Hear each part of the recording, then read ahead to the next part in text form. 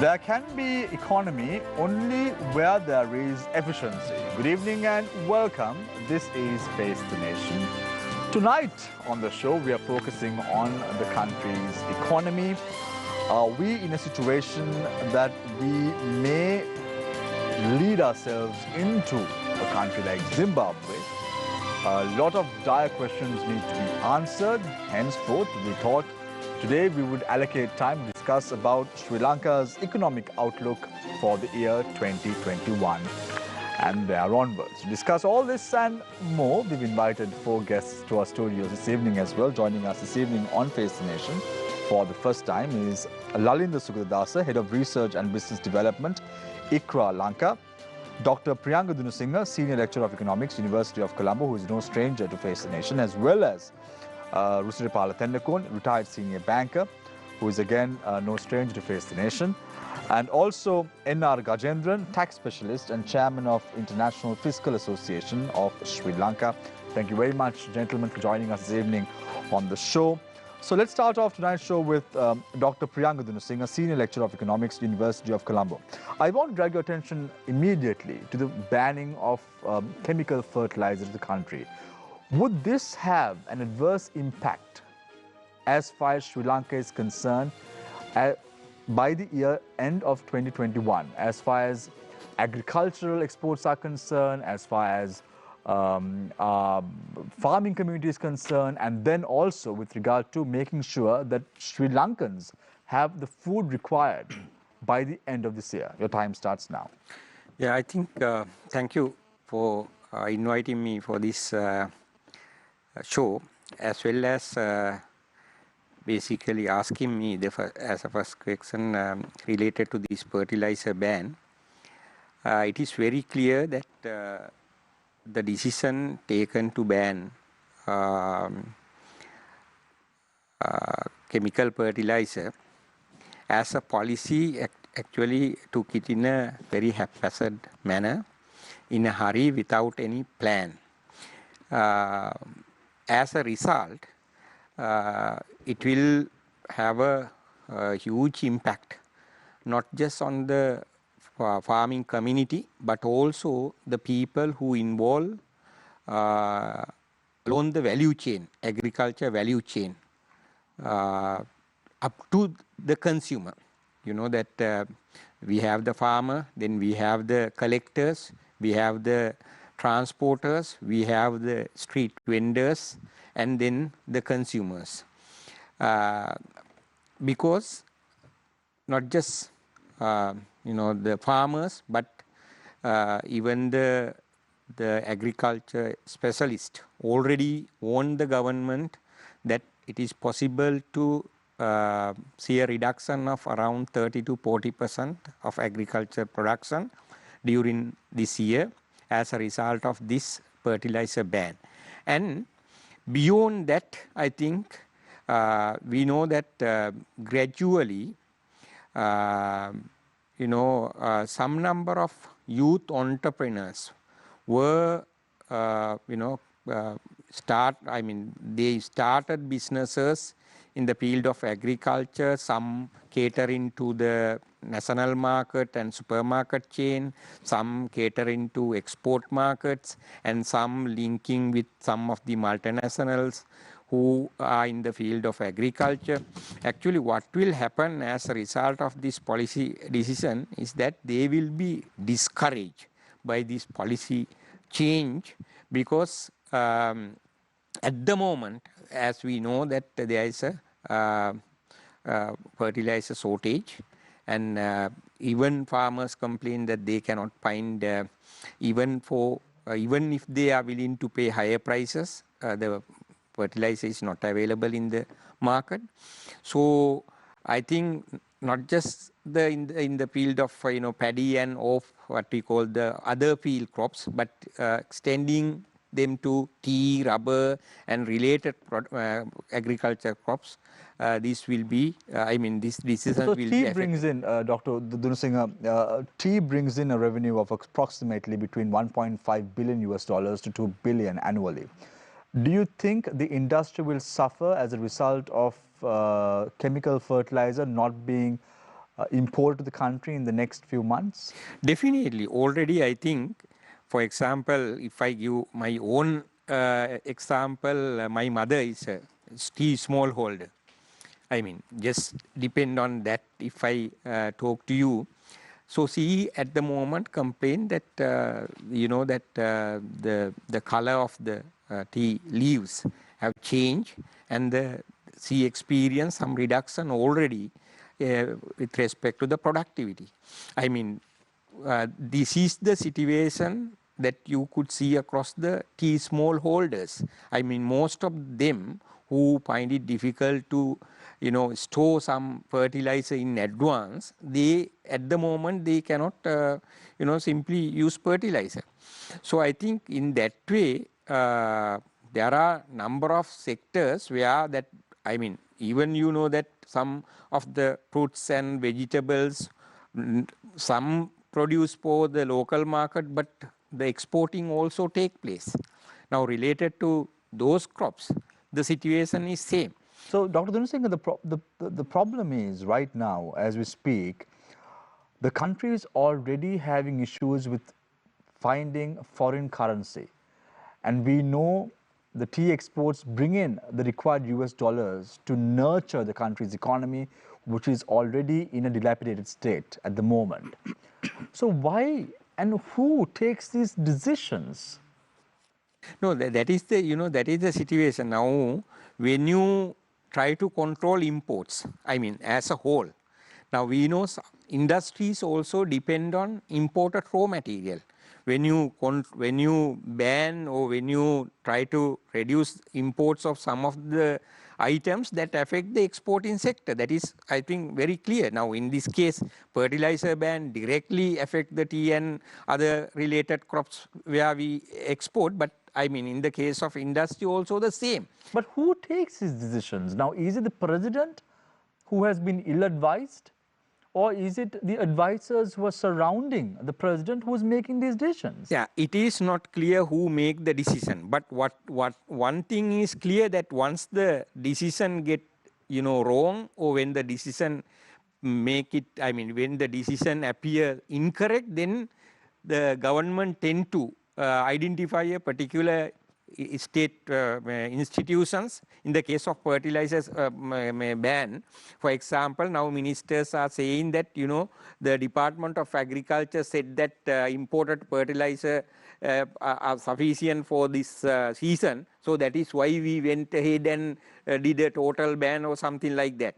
So what we can see, it is not clear who make decision, but when the decisions get wrong, or when it appear wrong, what happen is they always identify a particular entity. In the case of oil, they say that central bank advise us to do so. And in the case of fertilizer, they say the Department of Agriculture asks us, may confirm that the amount imported is sufficient for this season. So that is how the things happen at the moment. So do you think the government is shooting itself in the foot right now? That is what I could see. What I mean, gradually decisions that the government make, getting the things really get into the worst situation. So in that sense, actually, I think the government is not making prudent policy at the moment. So right now, Dr. Dunasinghe, before I move on to Gajendran to speak about a little bit on the tax policy of the government, Dr. Dunasinghe, tell us, we already have approximately around 175,000 metric tons of rice in the paddy mills owned by the Sri Lankan government, which is approximately just enough for a 1.5 month period in the country. Do you think right now the decision the government has taken to import rice is the way to move forward as far as Sri Lanka is concerned? Not at all. I think not at all, in the sense, that over the years, successive government have invested heavily in irrigation and related area. For what?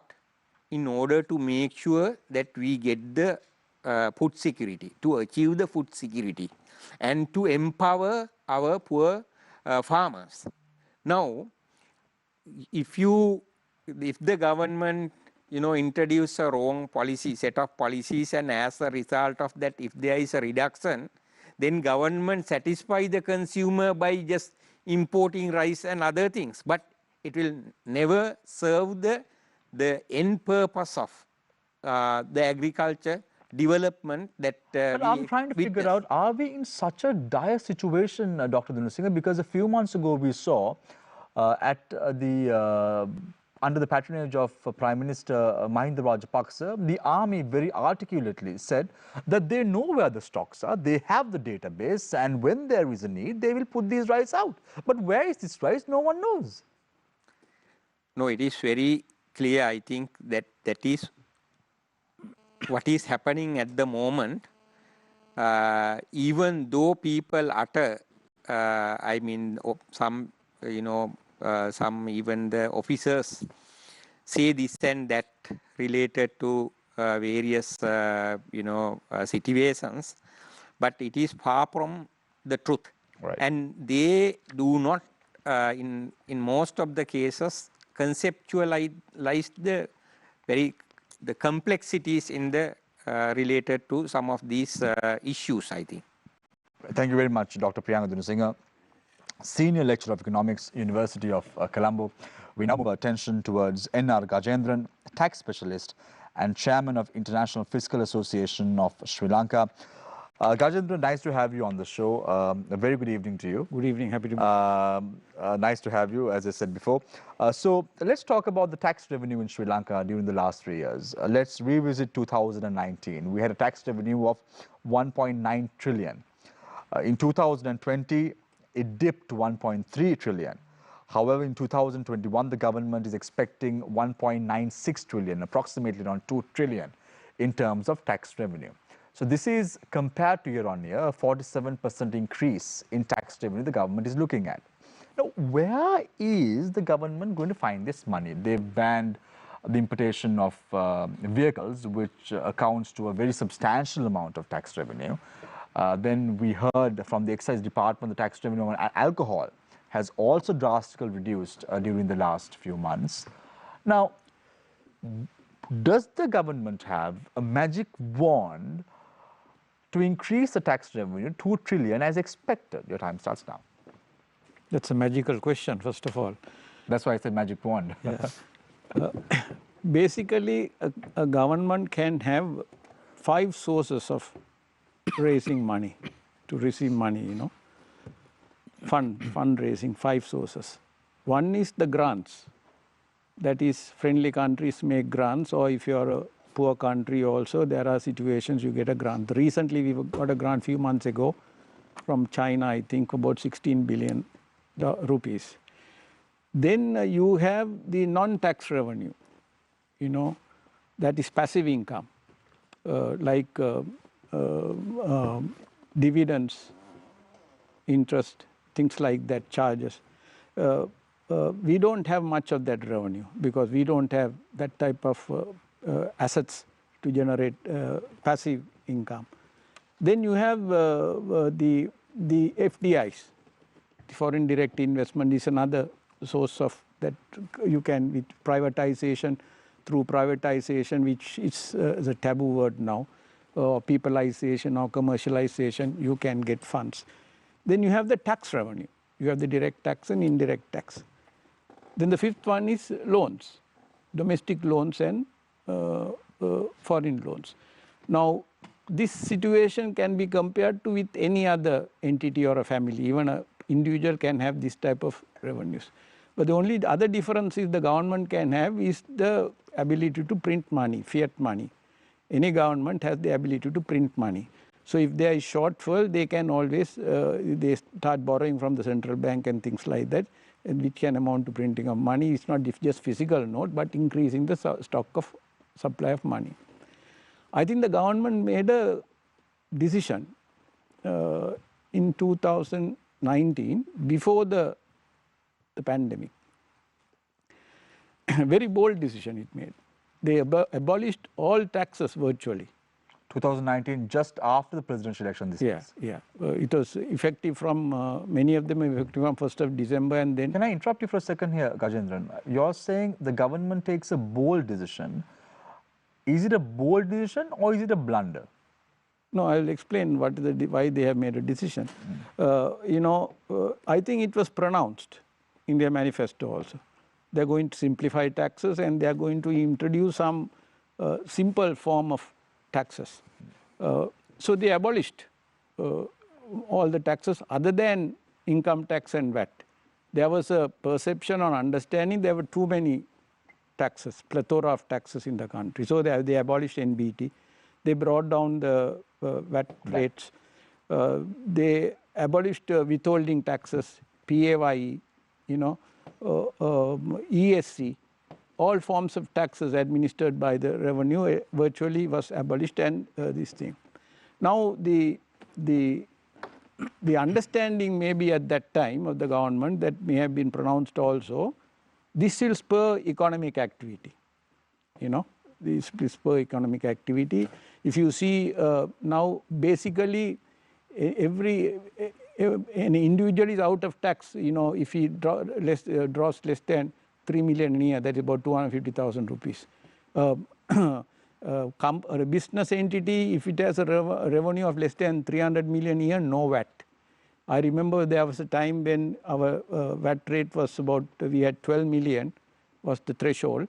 When some multilateral agents were talking, they said, look here, we were trying to propose 24 million or wherever it is. But they say, if it is 50 million, how will it be? We all jumped out of their seats. But here, they made it 300 million to spur economic activity. One reason may be with all these taxes, the government raised only about 13 maximum. The best revenue year was 2018, I believe, was 13.3% of the GDP. That was the maximum it raised. Of course, now it has come down less than 10%. So, and also the people's expectation at that time was that because of these indirect taxes were brought down and abolished, the prices will come down. And there was a huge expectation of that. But that also didn't happen. Prices never came down. This is a non sequitur. That it's a non sequitur is also a legal term. The conclusion or the statement you made cannot be preceded by the analysis or statement made by before, right? And if I can explain that simply, a child said to his father, a son said, I'm going to marry my grandmother. So the father asked me, why do you want to marry your grandmother? No, she's very nice, she's kind to me, she looks after me, she feeds me, she doesn't admonish me, so I'm going to marry her. The father said, look here, son, you have a problem. The son said, what's your problem? No, she's my mother. The son said, I can't understand what is your problem. If you can be married to my mother, why can't be married to you? So when it's a non sequitur, you come to a conclusion, cannot be supported by the arguments or the analysis before. So now that was the expectation, right? That was the expectation. Unfortunately, we couldn't test it because the pandemics came in early 2020. So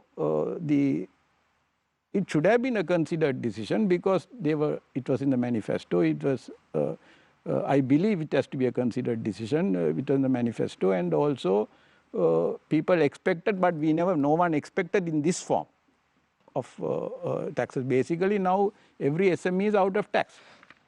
So Gajendran, very quickly, who has married who now? Has the government married the grandmother or has the people married the grandmother? Now, we are in a dilemma right now, aren't we?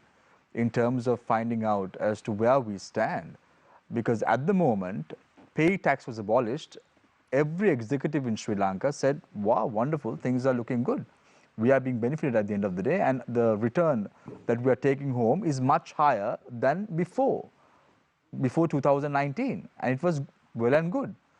But come to play, if you look at the numbers, the cost of living has really skyrocketed in Sri Lanka. Yeah.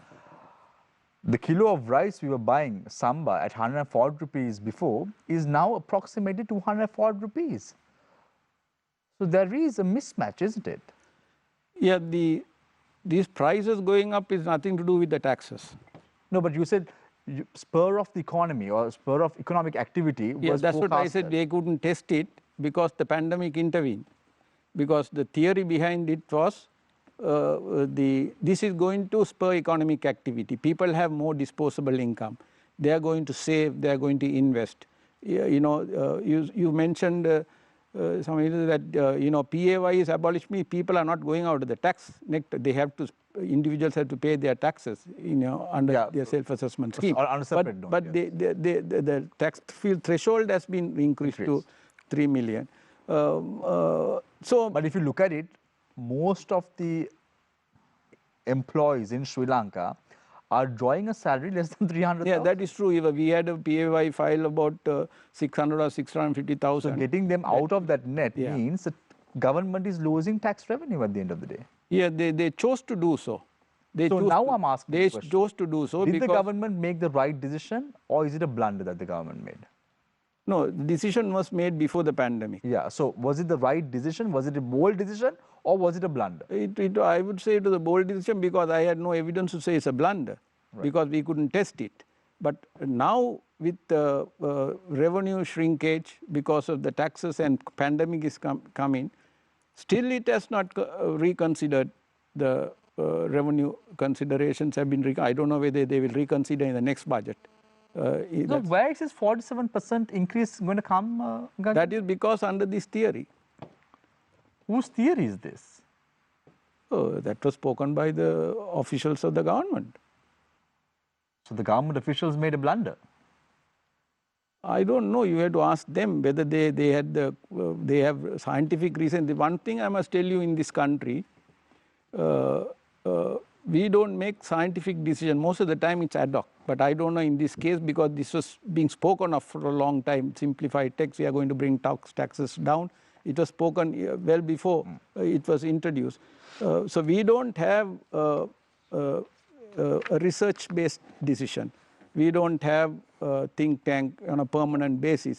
So that there is inadequacy in that sense. Right. Thank you very much, N.R. Gajendran, tax specialist and chairman of International Fiscal Association of Sri Lanka. A few weeks ago, we had Nishan Dimel as well on the show, a chief economist, who spoke on the same lines that you said. The government has failed to test and try and based their decisions on theories and research, and that has led to all this mess that we are facing at present. Having said that, we now move our attention to Lalinda Sugatadas, Head of Research and Business Development, ICRA Lanka. Lalinda, I know that you all work very closely with the Central Bank of Sri Lanka, and you may not want to ruffle any feathers there, but my question is very direct to you. Economic growth forecast stood at 6%. The beginning of this year, as far as Sri Lanka is concerned. 2021 looked good. We went on a very negative footing in the year 2020 because of many reasons. Our economic growth activity only stood at approximately 2.5%. Beginning of the year, the central bank predicts an economic growth to be 6%. However, 6 months down the line, they downgrade the country's economic growth to 4.5%. Now, what sort of signal does this send a potential investor who wants to invest money in Sri Lanka? Something is wrong at the central bank, isn't it? Okay. First of all, thank you so much for inviting me. Nice to have you. Let me get a start to this question by, let's look at a little bit more background. Now, we had a good first quarter this year. It's a better quarter than what we feared. Now, if you remember last year in the first quarter, and especially in the second quarter, we lost about 40,000 jobs. Now, that is not accounting to statistical error. So 5,000 here and there, we lost about 40,000. But little by little, some of the jobs came back to the market. But in the services sector, these jobs, I don't think most of the employers were able to reinstate some of these jobs.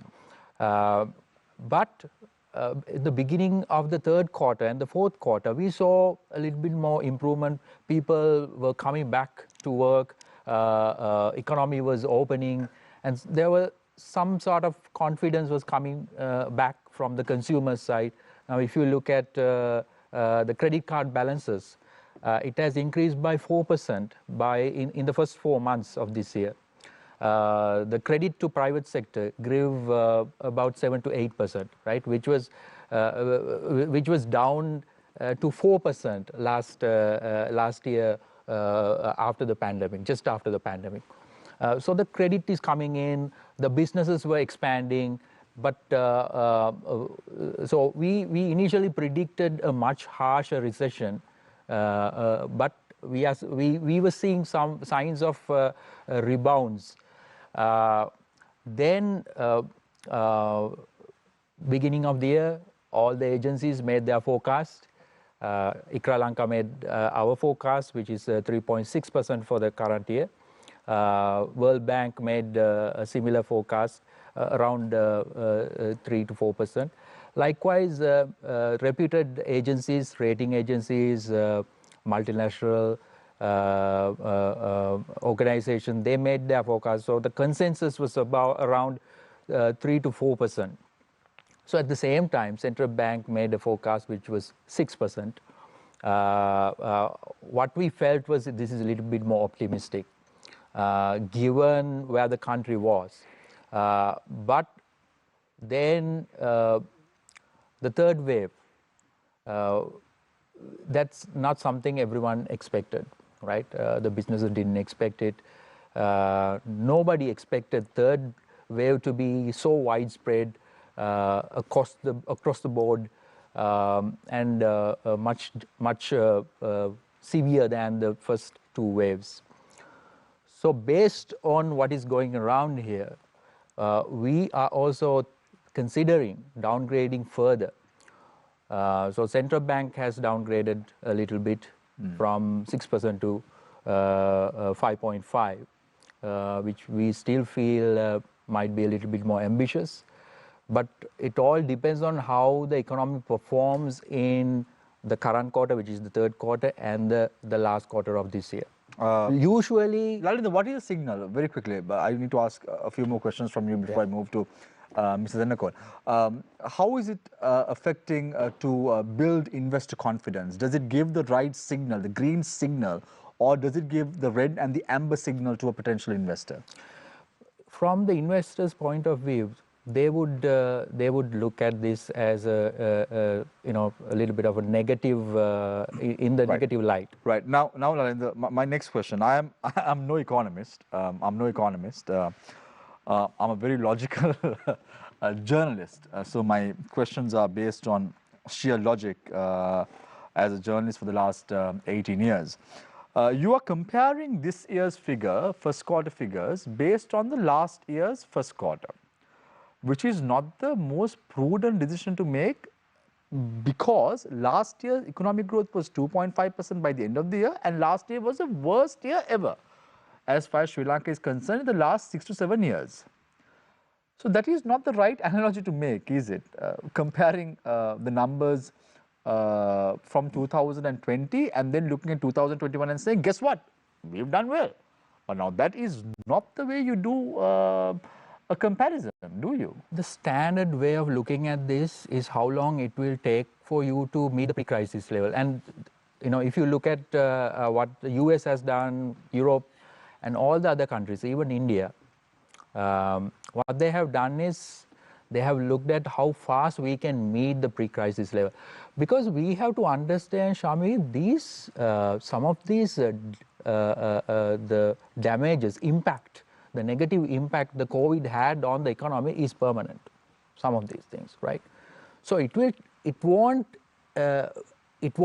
revert to the pre-crisis level quite fast. It will take time, because you need to restore the confidence of the consumers, restore the confidence of the businesses, so that they would go out and invest and expand their businesses, hire more employees, and you have to have that confidence build over time. So it takes time, And because of these reasons, No, but what the government is doing now, comparing its figures with last year's figures, saying year on year we've done well, is not the way to go about, is it? I wouldn't say Compared that. to last year, we've probably done better every month. Yeah. We probably hit So, 12 billion okay, by the end of this year as far as exports are concerned as well, the way we are going right now. Yeah, so I think the best way to look at this is from the last year slump, how far we have improved this year, right? If it is going to be 1% this year for the first quarter from the last year, I don't think that is a very strong performance, right? But if it's going to be 5% or 6% or maybe 8%, I would take it. I would say that's a good figure. Right. Thank you very much, Aladdin Sugadasa, Head of Research and Business Development, ICRA, Lanka. I now move my attention to Mr. Rusiripala Tennakon, retired senior banker. Mr. Tennakon, I want to talk a little bit about the current State Minister of Finance, interestingly, Ajit Niwad Kabra. Now, when you look at his performance, he has done a lot of mistakes as the governor of the central bank. We've seen investing in Greek bonds, so on and so forth. I'm not talking about those issues. I'm talking about prior to 2009, 2008, when the world was facing economic slump. The Central Bank of Sri Lanka was very resilient. They took the right steps, we took the right decisions, and henceforth we were able to combat that problem and we came on top. When the world was facing an economic crisis, Sri Lanka was going through a rough patch, but we were able to manage or weather that crisis at that moment. What has happened to Dr. Ajit Niwad Kabra now? What is he doing? Your time starts now. I think your worry is equal to mine. I'm also thinking the same thing because looking at his performance in 2008 especially, 2008 situation in this country was not a particular situation sort of that was only applicable to or comparable with the rest of the world. We had a special situation. Our war, LTT, that war was at the peak and climax. If you recall the events in 2008, it was the worst period. We had an army without ammunition, without equipment. Then we had the problem of the rising prices of fuel in the world. Our balances have gone down to the worst scenario that we ever experienced, including the reserves. That was a time that the bank, the central bank had to provide many things to the government to survive. And that survival was very well managed by Mr. Cabral as the governor. If I remember correct, the grounded army, virtually grounded army without ammunition and equipment to fight the war at the climax. What happened to him now? Politics has got on? I don't know. I mean, let us see what he really did. No, because in 2008, Mr. Tennakon, if you look at the history properly in Sri Lanka, if you look at it, 2008, Sri Lanka did rely on an IMF bailout package. And because of that, we were able to come on top. However, now, the State Minister of Finance, knowing very well we need the foreign currency, is hell-bent saying we don't want the IMF tranche. I don't know. Why? There is a big question, Shamir, that cannot be answered by us because whether he's standing in the way of, going for assistance from the IMF, because I just can't imagine him taking a decision like that, or whether he's being pressurized by some other quarters for some other reasons that we should not go to IMF at this moment. But then in 2008, don't forget, when Sri Lanka wanted a sovereign bond raised, 500 million from a consortium of banks, if you remember correct, when the HSBC came forward as the lead bank, senior politicians in the opposition in this country went and demonstrated before the HSBC. But that's not the question. No, that is the question. That is not the question now, no. Yeah. Now those politicians are only parliamentarians. Don't Yeah. talk about that. Yeah. Now let's talk about the government which has a 2/3 majority in parliament. No, I am They only, can't even get their act together. No, Shamir, you are right, because I am only referring to No, the let's talk about situation. now. Let's talk about now. Assessment of History the is history, situation. no point of talking about spilt milk or what Even- happened in the past, because that is not going to be a reflection for the future. So let's look at the future. Now what is happening? Now let's talk about, let's look at 2011, because you're talking about so much about the past. We saw when Minister of Finance Mahinda Rajapaksa was making a submission to Parliament in his budget speech long time ago. His budget speech was supposed to be on fiscal policy of the country. But Mahinda Rajapaksa, as the Minister of Finance, went on and spoke about the monetary policy of the country as well when he increased when he said the dollar rate has to be taken afloat. So predominantly there has been issues, I see it as issues with the monetary body of the country and the fiscal body of the country. Then let's look at who were these two people who were there. One was Ajit Niwad Cabral as a central bank governor, and one was Treasury Secretary Dr. P.B. Jayasundara. Now today Dr. P.B. Jayasundara is the President's Secretary. Yeah. Now it seems, I'm not saying it's happening, that both these parties are locking horns, and as a result of that, Sri Lankans are suffering. No, not right, no.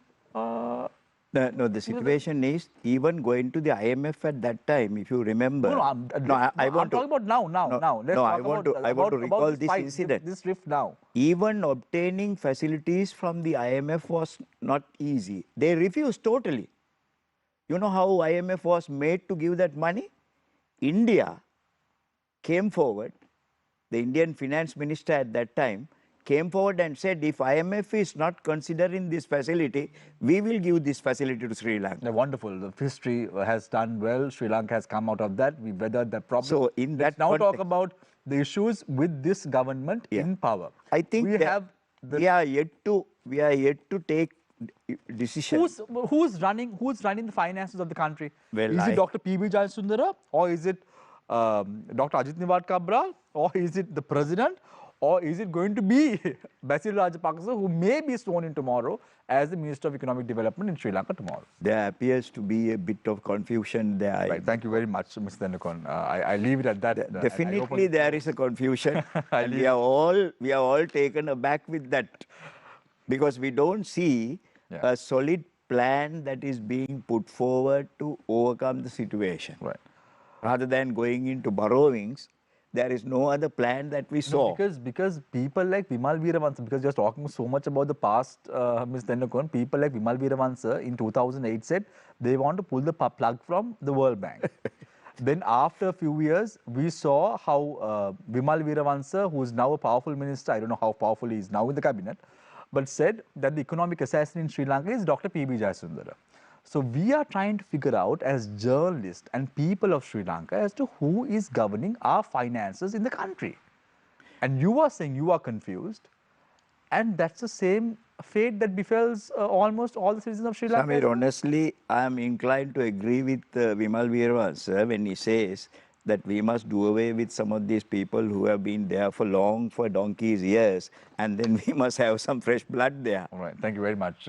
If you look at the Sri Lankan government, if you look at the politicians who are in power, it's up to the people who respectfully elect them to parliament to take a decision, at least at the next election.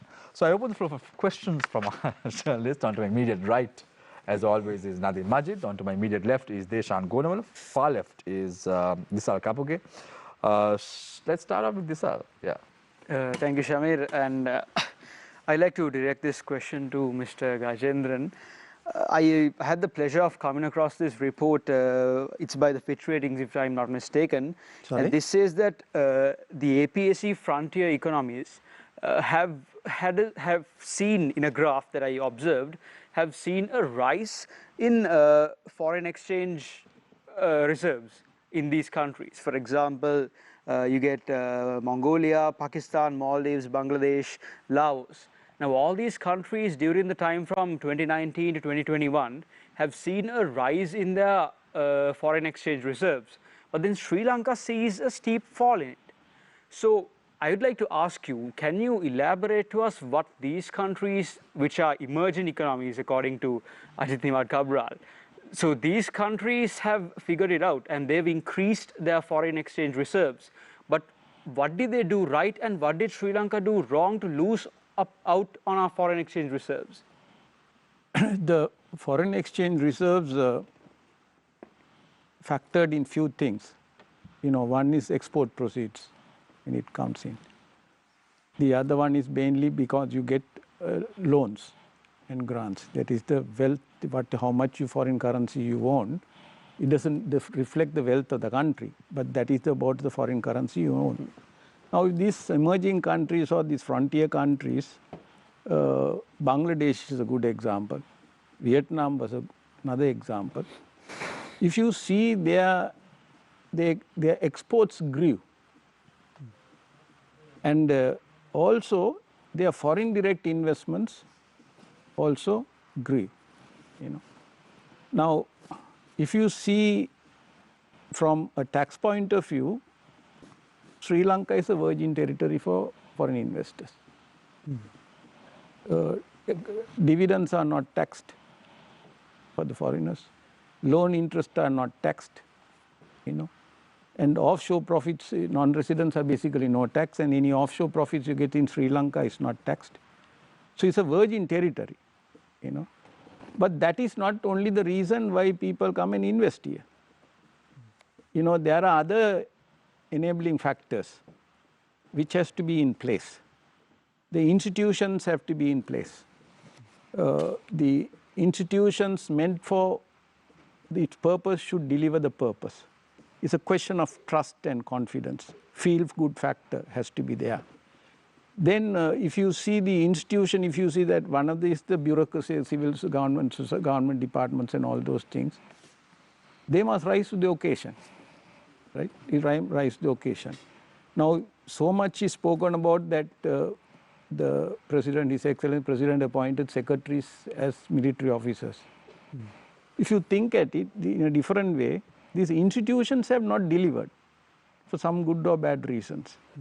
So those institutions are not, you have to find a model now to overcome those institutions. So we are an island mentality, island nation, happy-go-lucky people. Nothing happens to us, no. I say it's an ABCD economy, Alabatala Coastal economy. If you are in the village, and if you are in the village, you can be with a sarong and you don't need money. But that is being tested now with the fertilizer issue. So, year on year, on the average, we have grown about 4.5–5%, which is a decent growth. If the governments don't intervene, we will grow at that pace, minimum. So you're saying that except for the policies, if you disregard the policies of the government and if the politics is kept away from our economy, the natural rate would be a good economical growth for the country? Yeah, it's like this. No, there are other factors that the foreign investor considers here. Why should a foreign investor come? Our cost of power is high, cost of haulage is high. Our labor laws and mentality, you can't. It's tough. Government service, they have they have almost. How many weeks they have? Some 9 weeks, or they can, if they take the leaves properly, almost for half the year they can be at home. The number of days they have 45 days or something like leave. So, and don't forget, our weather patterns are also not conducive for construction. So unless these factors, that is nature, right? Unless these factors are managed, the foreign investor wants easy entry, easy do business, and easy exit. They are coming here. Don't forget, whether foreign investor or any other foreign country are going to help or interacting with Sri Lanka, their primary purpose is their goals and objectives. Foreign investors is that he want to make optimal results for his shareholders. And by establishing like special economic zones and economic relief, will that aid or will that boost economic FDIs to the country? Yeah, those models have worked. in other countries. Those models have worked in this country also before, right? If you see that many years ago you had 100, 200 or 100 garment factory program, that worked. Our bedrock of our exports is, apart from tea, rubber and coconut, is garments, you know. So that came up from those concepts. And we had the export processing zone, investment promotion zone, then you made the entire country a zone, you know. So, so we are getting something mixed up somewhere. Mr. Gajendran, I just want to take a minute and go to Mr. Sugatdas. Mr. Sugatdas, I think one of the first questions my colleague Disal raised was also about the status of reserves, and particularly in your field of work. I want to ask you a very simple question and your personal opinion to that question. Do you feel that over the next 5 years, with about $29 to $30 billion in debt repayments, that we will see a default? I think it's extremely challenging. The situation is, I would describe as dire. I think more than 5 years down the line, we should be worried about the near term. That means I'll come to that. But right. But my simple question is: Do you see Sri Lanka at great risk of default? Would you say that is a real possibility over the next 5 years, given the current status? It depends. Like, we need to see how things would evolve in the next few months. Mm-hmm. But from the market signals, you can see some of the investors are worried. That's what you see in the bond yields, like, fluctuating around, very volatile, high. So that gives us an indication what the investors are thinking. So definitely they are worried about that. Mr. Sugatdas, you said the investors are worried now. In your initial remarks, you said that whilst the central bank downgraded from 6% to 4.5% to 5% in terms of the economic growth forecast, you said that's also ambitious. Now, you mentioned that Sri Lanka's initial forecast was 3.6%, and that you were also considering downgrading it. It sounds to me like it's not just the investors. It sounds to me like you're very worried as well. It's like this. Now, if you look at what's happening in India also, they have also downgraded their forecasts. Because, the third wave currently raging across the Indian states is actually weighing down on their capacity to come back. It all comes down to how fast we can get our population vaccinated. So if we can get the population vaccinated as soon as possible, like, if we initially thought, okay, 60 to 70%, if we vaccinate around that should be enough. But it seems 60 to 70% is not enough. We need to target 90%, right? I mean, so 90% of the population has to be... Regardless of what the vaccination rate should be, hopefully we'll be able to get to full vaccination. My point is that your initial forecast is already lower than the central bank's downgraded forecast. Yeah. And you say that you are still considering downgrading it further from 3.6. Yeah, because if the current quarter is going to be close to 1% from the previous quarter, 1% maybe, close to zero. So that means our initial idea, the projectile of the economy is going to fall short. If the fourth quarter is going to be stronger, then we might be able to catch up. So that's why I am a bit cautious saying, like, so when you say current quarter, you're referring to the second quarter, right? The quarter ending June. Yeah, the current now is the current quarter, right? Yeah, which is the third quarter, right? So the thing is, now in the third quarter, let's say we've had, now these are your forecast is 3.6, which is in line with what most ratings agencies and international financial institutions, other international financial institutions have also projected something in similar lines, right? About a percentage point lower than what the central bank is forecasting. Now, given that you're considering a downgrade, is it realistic? Is the central bank's forecast of 4.5% to 5% even a realistic figure anymore? And if we're unable to achieve that, is what the kind of tax revenue that we're talking about of 2 trillion, is that, I mean, it's not even wishful thinking or even a pipe dream. It sounds like something that a lunatic would say. Yeah, that's why I said, like, it sounds to me 5.5 is a little bit more ambitious. In terms of the tax revenue, anyway, the economy is too weak to really, for us to see a material improvement in tax revenue, right? Even if we increase taxes, that won't help us that much, right? So I think initially there was a question about the tax revenue. What was the thinking behind that?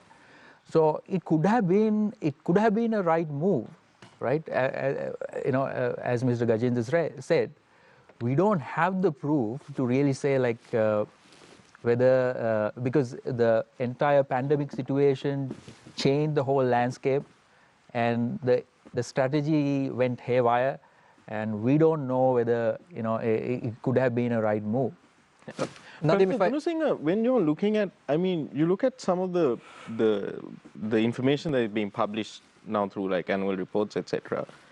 When you look at the profit after tax figures of some of like the biggest corporations or banks in Sri Lanka, you're wondering, why on earth would you reduce taxes? These guys are doing fantastically well. I mean, I think one of the biggest banks recorded profit after tax of almost 18 billion rupees. I mean, that's almost like Perpetual Treasury's 2015 profit level. So what would motivate a reduction of taxes when these companies are doing fine? Yeah, I think now the set purpose, or the purpose as the government stated at the time of tax reduction to spur the economic growth. However, I think some amount of political economy was behind this decision. In particular, some of the leading trade unions wanted to do away with some of these taxes, such as pay tax. And also government assumed that immediately it could give a kind of a relief to the public by reducing the VAT, assuming that it will lead to some reduction in prices. So those, I'm sure that government did in response to the electorate or the electoral mandate, and however none of them actually at the end of the day achieved the expected target. I mean, in terms of economics, maybe politically or the other way round, in particular pay tax cut may have reached the expected Professor, are we taxing the wrong people in Sri Lanka? Definitely. That is where the problem. That is why people... Because you look at, like, I mean, you look, like, for example, let's say now the sugar tax will be brought down. But why though?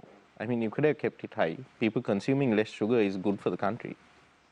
No, I mean... If you're so worried about the health of if you're so worried about public health that you want to ban fertilizer and switch to organic, why would you make sugar cheaper?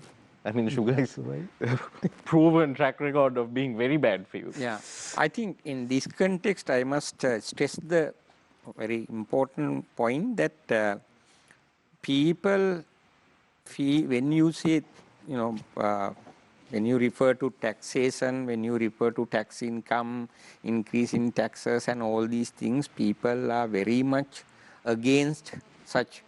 In particular, the ordinary people are very much cautious and very much worry about the increase in taxes. The main largely because that at the moment government tax wrong people. Wrong people in the sense the tax is not applied in a way that on the basis of what we call that it should be justifiable, where that indirect taxes make the poor people they charge the indirect collection. Indirect tax collection represent maybe nearly 80% of the total tax. So that it itself tells us that it is not happen in a proportionate manner, proportionate to the income, the ability to pay, ability to the level of income. So as a result of that, I think that is where the problem, that problem actually is there because the government officials, strongly believe if you want to increase the tax income immediately, the best way is to increase the VAT. If you increase income taxes and other things, it may happen or it may not happen. It may take time, and there are many difficulties. But VAT is basically you're taxing like. Yes, simply the VAT, increasing VAT, immediately you get the result. Dr. Dunasinghe, I think. Excuse me, sir, Mr. Tennekoon, as a former trade unionist and also given your history as a banker and now as a politician as well, having campaigned and like run for office. I mean, a couple of weeks ago, like Samir said, we had let's say a captain of industry on the program who was saying, please tax me. Please tax me. Why aren't you taxing me? And he said it's not an unpopular move to tax the rich. Why is it in Sri Lankan politics, politicians find it very difficult to tax the rich? Difficult to? Tax the rich. Tax the rich. I don't know, this is... Like Professor Dunasinghe said, they always seem to go for the quick solution of like, let's raise the VAT. Yeah. Raise the VAT, maybe the excise a little bit, maybe that a little bit. But when it comes to like, because when you're in a situation where you have banks and like certain companies, they're making profits in the double digits, billions, can the government really afford to say we're broke? You see, what percentage of the projected tax income are we getting from those sources? I mean, that is what is fundamental here. No, but even at the moment, Mr. Tennekoon, banks are paying a substantial amount of tax to the government, right? No, I mean, they are percentage-wise, we look at it and then say that if they are making 18 billion profit, the tax you pay is out of that 18 billion, no? 18 billion is profit after tax. Yeah, so I mean, that they have already paid the tax element and then it is in that region, close to that thing.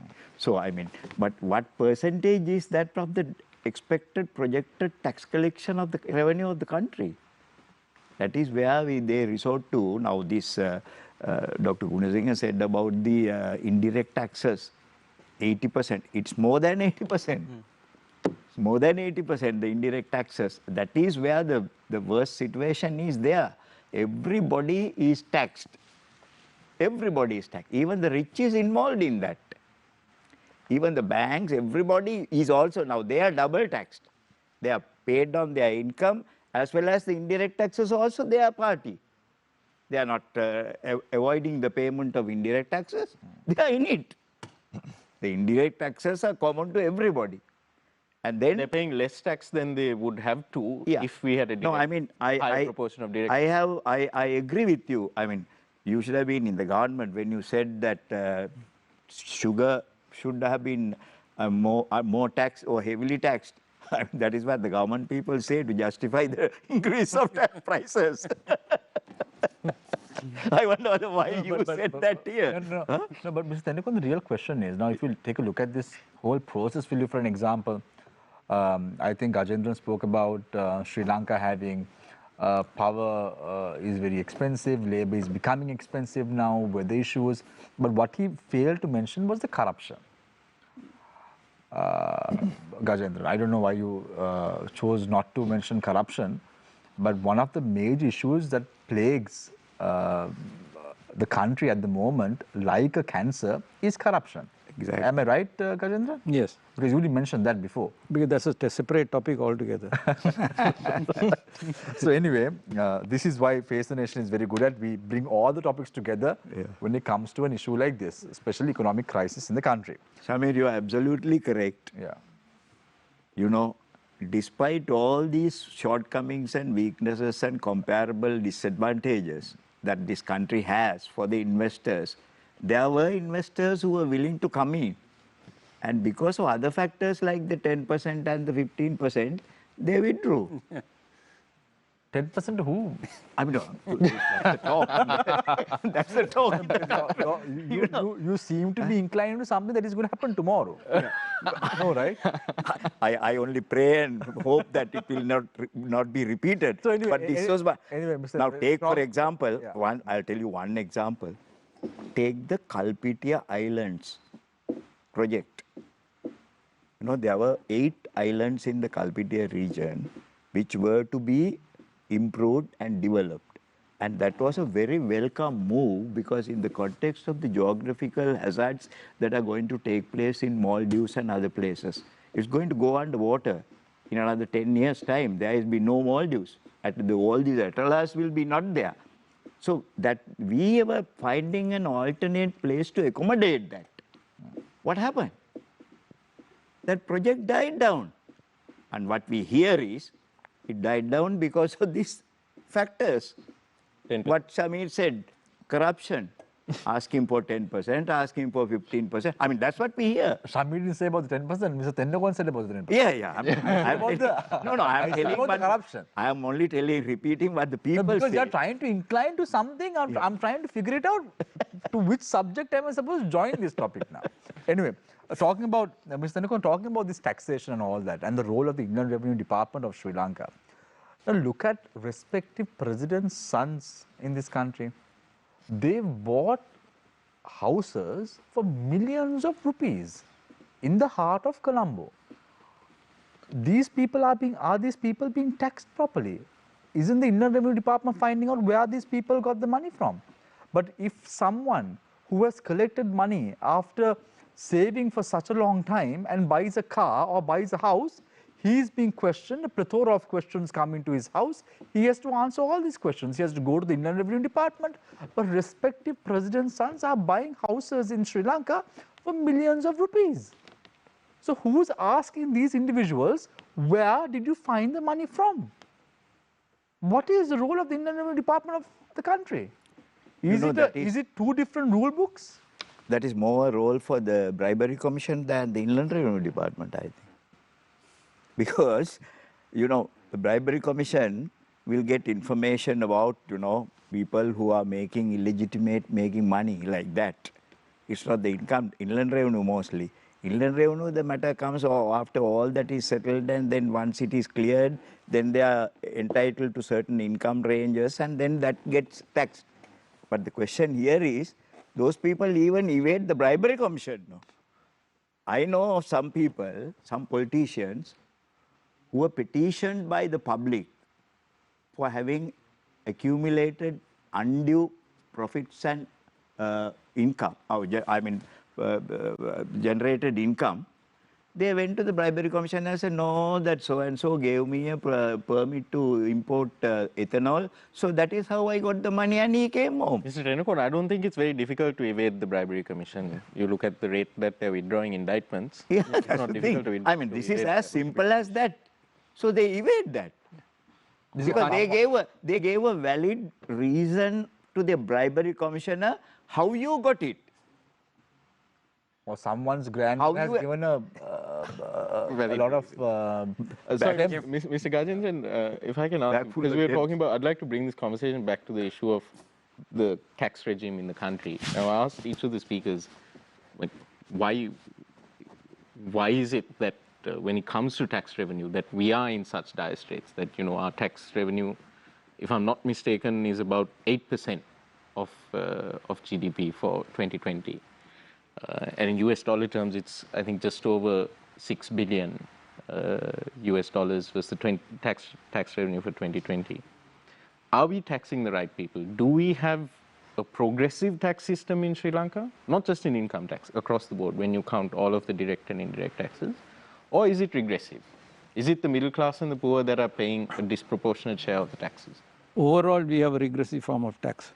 And this is something not new. It has been there for years. We have an unequal society. So we must have an unequal form of tax. You can't have, one of the principles of taxation is equity, fairness. You can't achieve equity in tax. They say there's an adage saying no equity in taxation. But as it was mentioned, the principle of capacity to pay should be underlying factor of taxation. If people who have the capacity to pay, corporates particularly, right, have to share that burden in a greater proportion. And another reason, because of the tax base being eroded, may be malpractice and corruption. Because at the best, we collected only 13.3% of the tax revenue when there were many taxes. We are not You're saying this is as a result of tax evasion and avoidance? Primarily, it's evasion. Evasion, can I explain? Evasion is where you avoid payment of tax without avoiding the liability. You know, avoidance you don't pay because you have avoided the liability. Evasion is a criminal offense. Avoidance, everyone does, you know, because when you want to say, if you want to buy a vehicle, for a simple example, there are many options of buying the vehicle. Find the loopholes. No, you have options. Options, yeah. Yes. You know, so you can buy as lease, you can buy high purchase, outright purchase, loans, you know, they will have different tax consequences. Ms. Rajan, is there any figure, is there a number that we can put to how much money is lost as a result of tax evasion? I wouldn't know, but it is at least 1/3 of the actual tax revenue. Yeah, at least it has to be. Can I just add one factor into this, like an addendum, you know? You were talking about the banks making big monies and then the possibility of taxing them. I know of a bank, for the last 10 years, there is a case pending going on with the Inland Revenue Department, which has come up to about 10 billion. Not 10 billion, I should say about 12 million rupees due from that institution, pure avoidance of debit tax, which is on record. Now they are fighting a legal battle for the last 10 years. That amount is just not paid. Mr. Nirmal, let's talk about the current issue. What is the solution to this? Because I mean, No, there was a after all, solution. this is the democratic. This is the Socialist Republic of Sri Lanka. No, what is the solution? You know, we had many programs, computerization. You know, we have technology-based enhancement. Now from 2016. We have what we call RAMIS, the RAMIS. Revenue Administration. It is a very celebrated system introduced, and people from abroad came, like in the other program, and they made convincing argument, this is the way forward. But that digitization hasn't increased the rate. No, the point is, this malpractice comes in only when there is human intervention. Mm-hmm. If technology is allowed to do the job, then of course you have other problems. You standardize things and you don't personalize it. There are issues on that. If technology is doing the job, you don't, this malpractice won't come in, if technology is doing the process.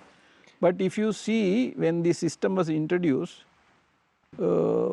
it's an open secret that the revenue was against this system because it had a novel feature. If there was no file assessor under the RAMIS. In there an issue, there is a workstation created, and the system picks up who is to do the work.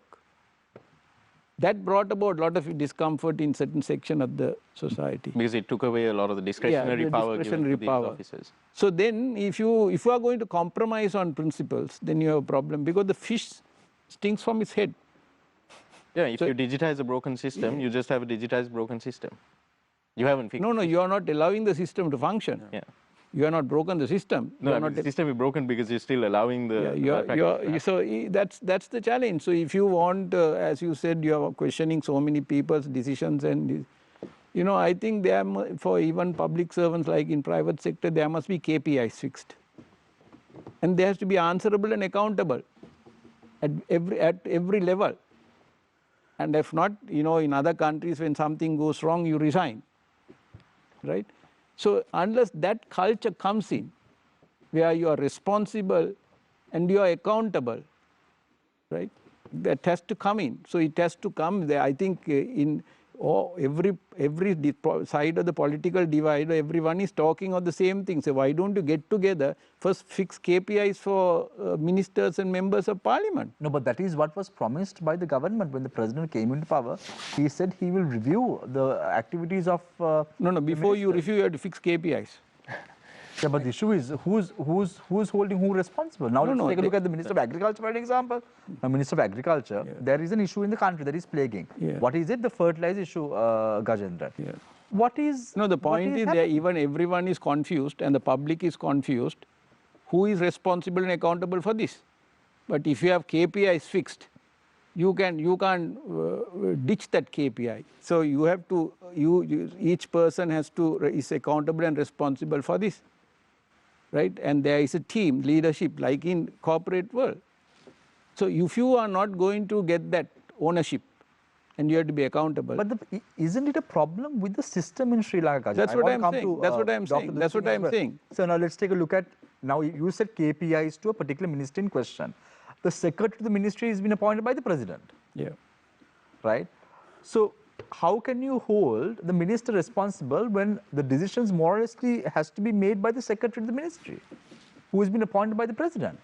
And then the president goes on to say, I saw a recent statement made in the media, I saw this on social media very vividly, that the president is saying that action needs to be taken against the secretaries who are dragging their feet on decisions that need to be made.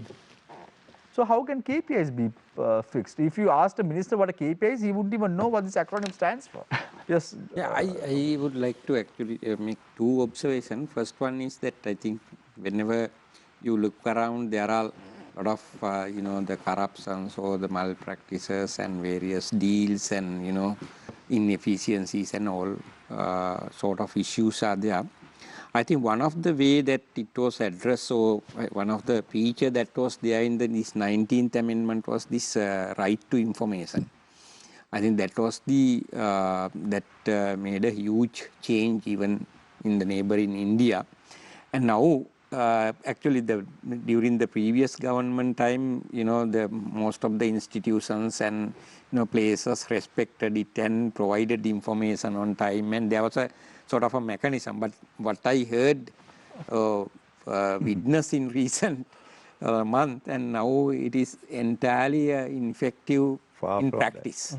In practice, I mean, Far in from practice. that. Huh? Far from that. Yeah. Yes, and now people, I mean, institutions do not honor it. Dr. Dulsinger, I think just one question about, since you're speaking about institutions, and we are living in a country where there are palaces without owners that have just put themselves up. Like where? You'll find a few around Colombo also. But what I'm trying to say is, very simply, Dr. Dulsinger, we've had a very interesting, just to put a brief summary and then come to your point, we've had a very interesting discussion about the debt repayment situation. We've had a very interesting discussion also about the taxes and the need for tax restructure. We've also had a very interesting discussion about integrity and the importance of institutions. Given summarizing all this together, from your experience, put aside optimism and let's think rationally. What do you think the economy holds for a businessman, an executive, early 30s, late 20s in this country over the next 5 years? Is there any hope for optimism given the circumstances that you have elaborated so far? Yeah, I mean, I must say that this is the way that the economy has worked even in the past. Now, even though most of these problems, most of these issues that we just discussed are not new to this country, and we have lived so many years under, I mean, even the very much worse situation. Would you say COVID created the problems, or would you say COVID just exposed them? I mean, to my understanding, that was something that I wanted to, I think, highlight earlier also. I think actually we were not really in a good shape even before the pandemic, and most of the issues that we need to address at present inherited from the pre-COVID situation. So in that what happened is that those situations deteriorated further, thereby making it difficult for us to figure out how to fix some of these things, in a context where we have some short-term, the issues immediately we have to address.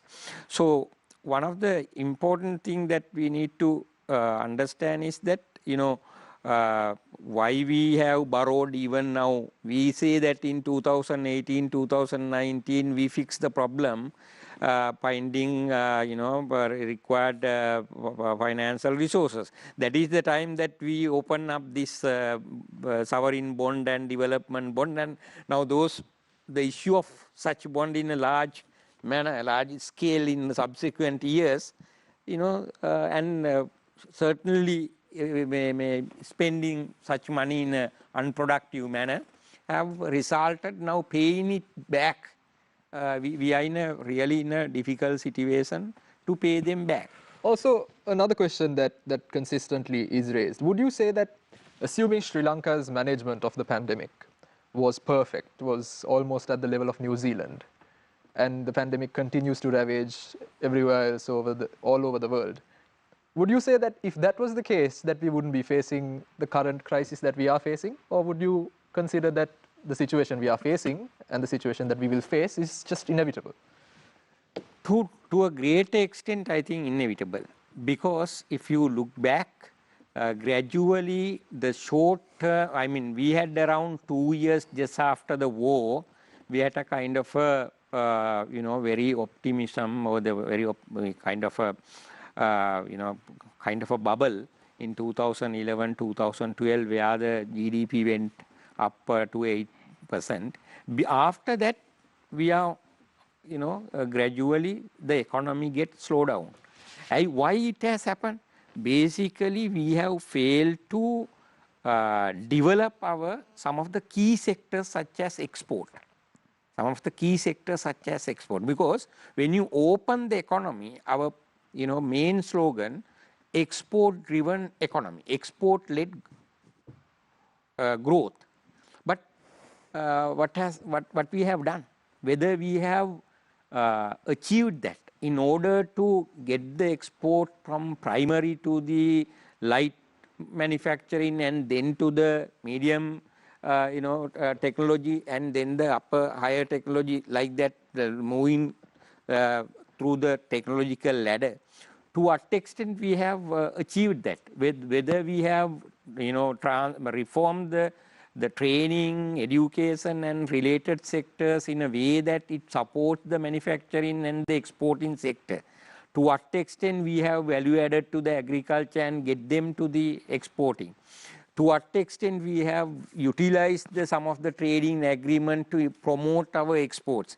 That is where we have failed. Now we can say that we borrowed this much and that much and a lot of things we can say. But actually we have failed to get some of the key sectors to serve the economy. So Lalinda, I just want to, if you don't mind please, I just want to pose a question to you and then you can take it from there. What is the mandate of ICRA Lanka? ICRA Lanka is a rating agency. It's a rating agency. Companies which are at the Colombo Stock Exchange. Am I right? Can I say that? No, it is not listed in the Colombo Stock Exchange. No, it's not listed in the Colombo Stock Exchange, but you all rate agencies that are listed in the Colombo Stock Exchange. Not only listed, but unlisted as well. Unlisted as well, okay. So what credit rating does is, it is an opinion about a certain entity's ability or its willingness to pay its debt, honor its debt, right? So we rate companies, but there are like Moody's and Fitch, which rates the sovereigns. They also rate companies, but they also rate sovereigns. What we specialize is the corporates, right? It could be the debt, the instruments that they issue, or it could be the company's overall credit rating. Right. So, Lalinda, now, in 2011, 2012, just revisiting the past, there was a lot of talk about pump and dump at the Colombo Stock Exchange. Are you aware, Lalinda? Yeah. Right, okay. Now, recently also, we are talking about this pump and dump deals again in the Colombo stock market. How aware are you? Because that's what I asked you, whether, Right. whether it's part of a mandate, and if that's the case, you can answer this question. What is happening at the Colombo Stock Exchange at the moment? Because you are one of the license agencies to rate these companies as well. That is correct. Yeah. Now, the rating is a process. It's a transparent process. We rate, we have a certain criteria, right, that you can download, you can see that criteria. Yeah, Anybody you can all see that sometimes criteria. have negative rates and then you also say Right. stable. I Yeah. understand. You all revise your ratings based on the company performance Right. quarter by quarter or Correct. month by month. Right. Yeah. So when you rate a certain company, we look at factors such as the capital level, liquidity, their leverage.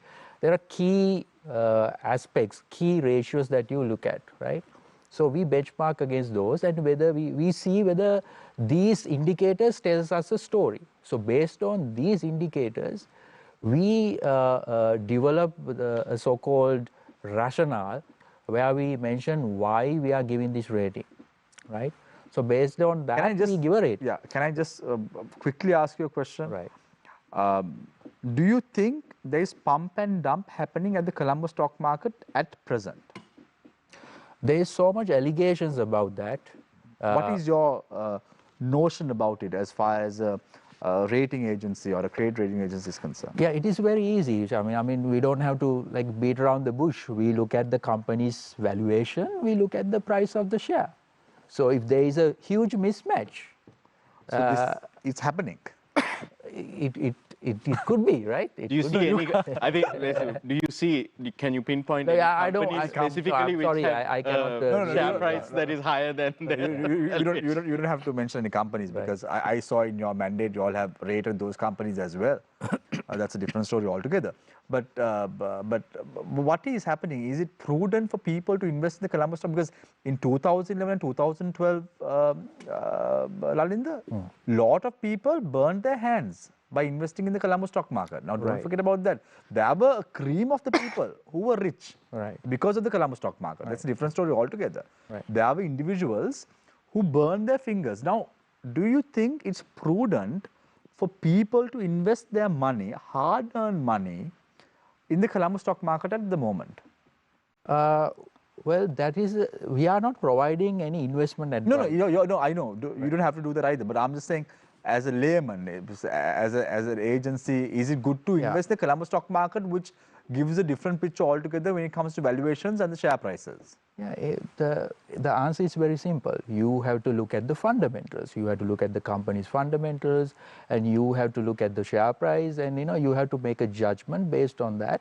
And you have to look at whether what's the long-term plans of these company, and what are the expansion plans. Whether they have enough liquidity. So you're saying who the individuals who were playing the field in 2011 and 2012 in the Colombo stock market are playing the field now also? I'm not saying that. What I'm saying is... No, you're saying to look at all those fundamentals. If you look at those fundamentals, will you arrive at that decision? You won't. That's the point. You have to look at those fundamentals. And, people might look, all the investors who are investing in stock market, not only in Sri Lanka, anywhere in the world, not everyone is rational, right? Sometimes they take irrational decisions based on certain factors. When there is a bubble, what happens is, there's nothing wrong about the rational behavior, right? But the thing is, Lalinda, now in the recent past, we saw with respective governments, not only you can't point the finger at the Mahinda Rajapaksa government, but respective governments, the rating agencies give a different picture altogether with regard to investing money at certain companies. So people go and invest them. I can mention names, but it's not ethical to do that. And after investing money in these rating agencies or in these companies in question, these companies closed down. In Sri Lanka? How many banks have closed down like that? Do you want me to give you examples? Yeah. So what I'm asking is, has ETI, there been, like, okay. Let's take a look at the Right. recent example of ETI. Right. And which is not a bank. Which is, yeah, which is a financial institution, which is not a financial, but which is a bank. I can give you an example, but I just can't mention because we are on a show.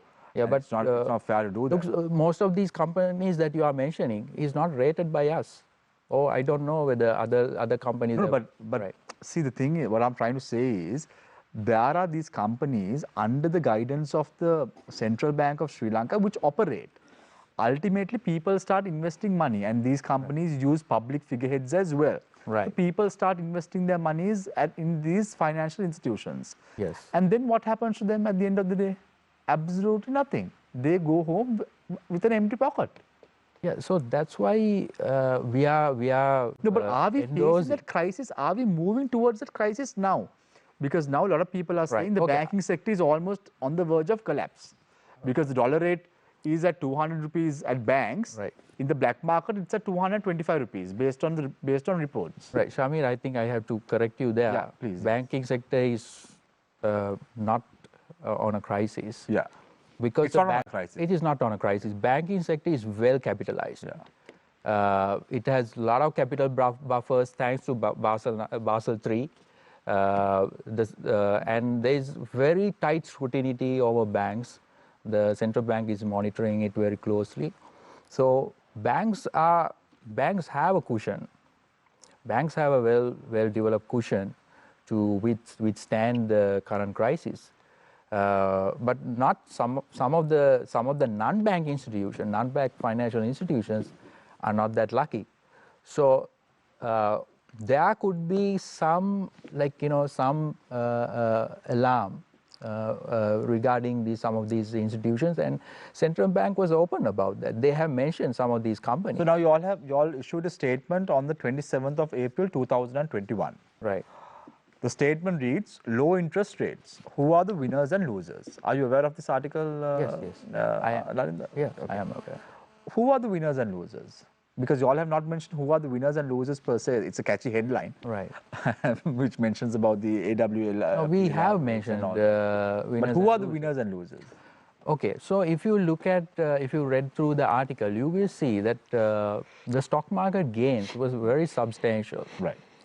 Also, unit trust made people who have invested in unit trust made substantial gains. So when you say that, now that's my point. Now you all are inclining to say it's prudent to invest in the Colombo stock market. Am I right? No. Based on these figures. We cannot say that. We cannot say that. Okay. I think it's a very general thing that we are trying to say. You cannot say go and invest in the stock market. You have to exercise your rational thinking. You need to be prudent. You need to do your research, and invest in the right shares.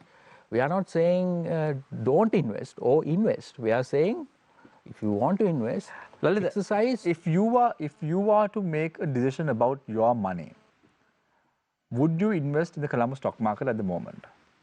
Yeah, there are very good shares that you would like to have your money parked. All right. Thank you very much, Lalindra.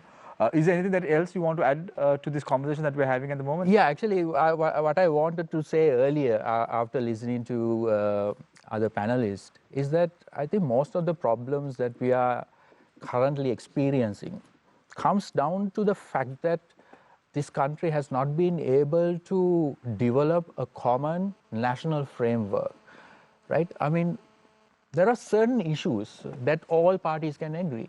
The corruption is something that all parties can agree, right? They can say, okay, we will say no to corruption. That's the problem. They agree on saying yes to corruption. Not officially. Right? So I don't think any party would run on a platform where they would say, we want corruption to soar out.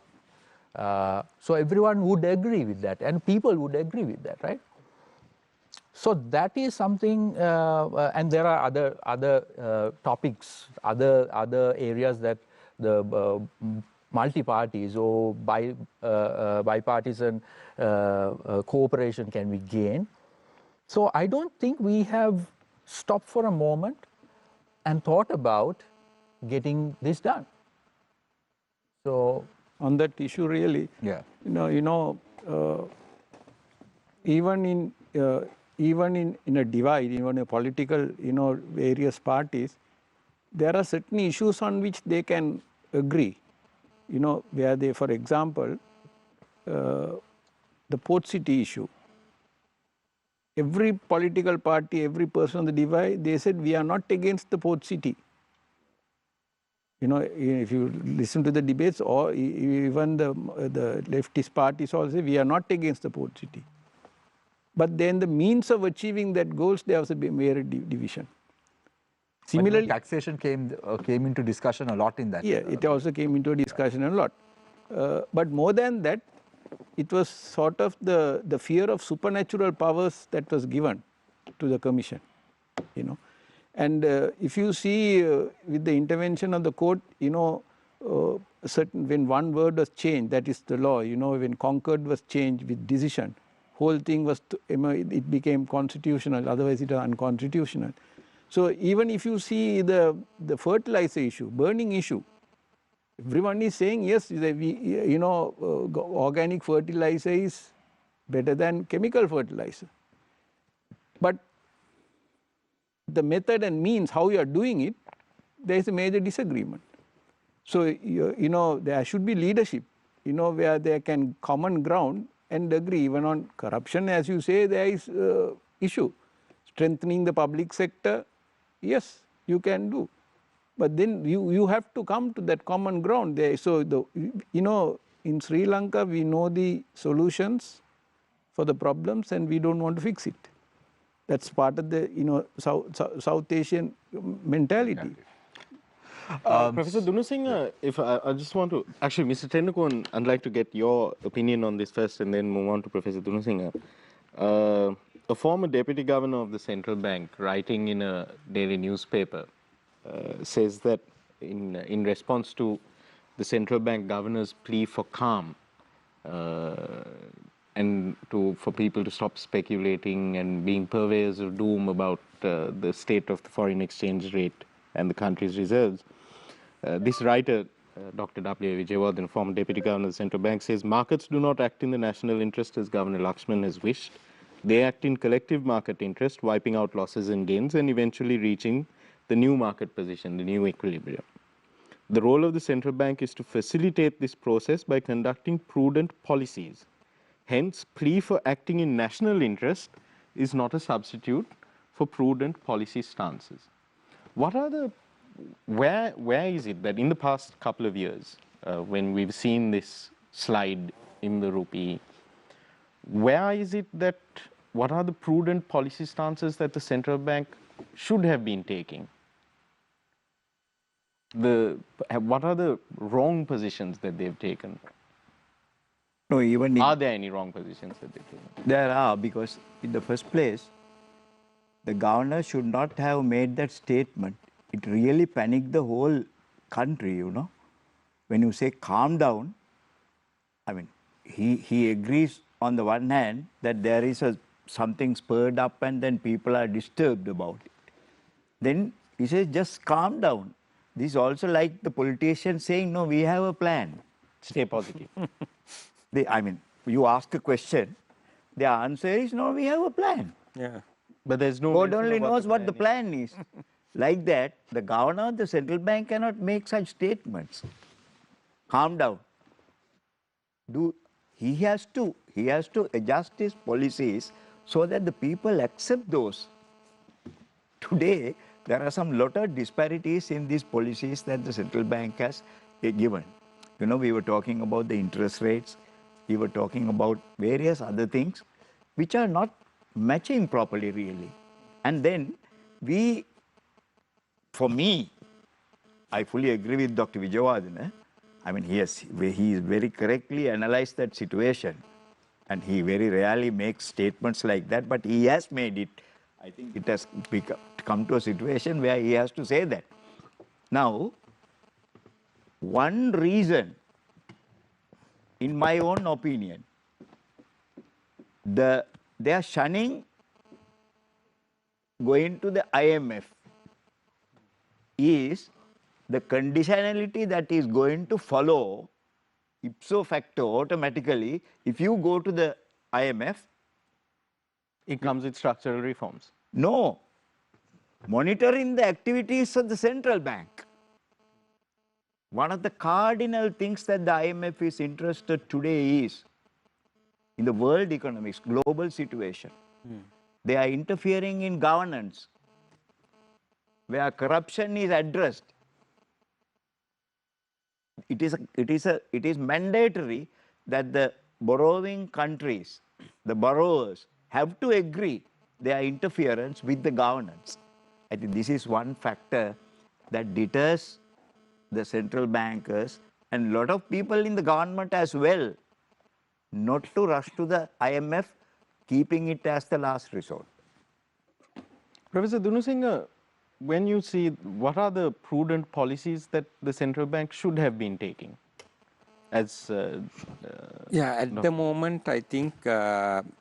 And Nadeem, just to add to that, also, Professor Dunusinghe, Dr. Dunusinghe, I want to ask you, in addition to what Nadeem asked, do you think the current policy that's in place of low inflation and also single-digit interest rates, are these feasible? Yeah, I think what we call that abnormal situation need abnormal policies require. Actually, I can explain your the question also, provide the answer to your question as well.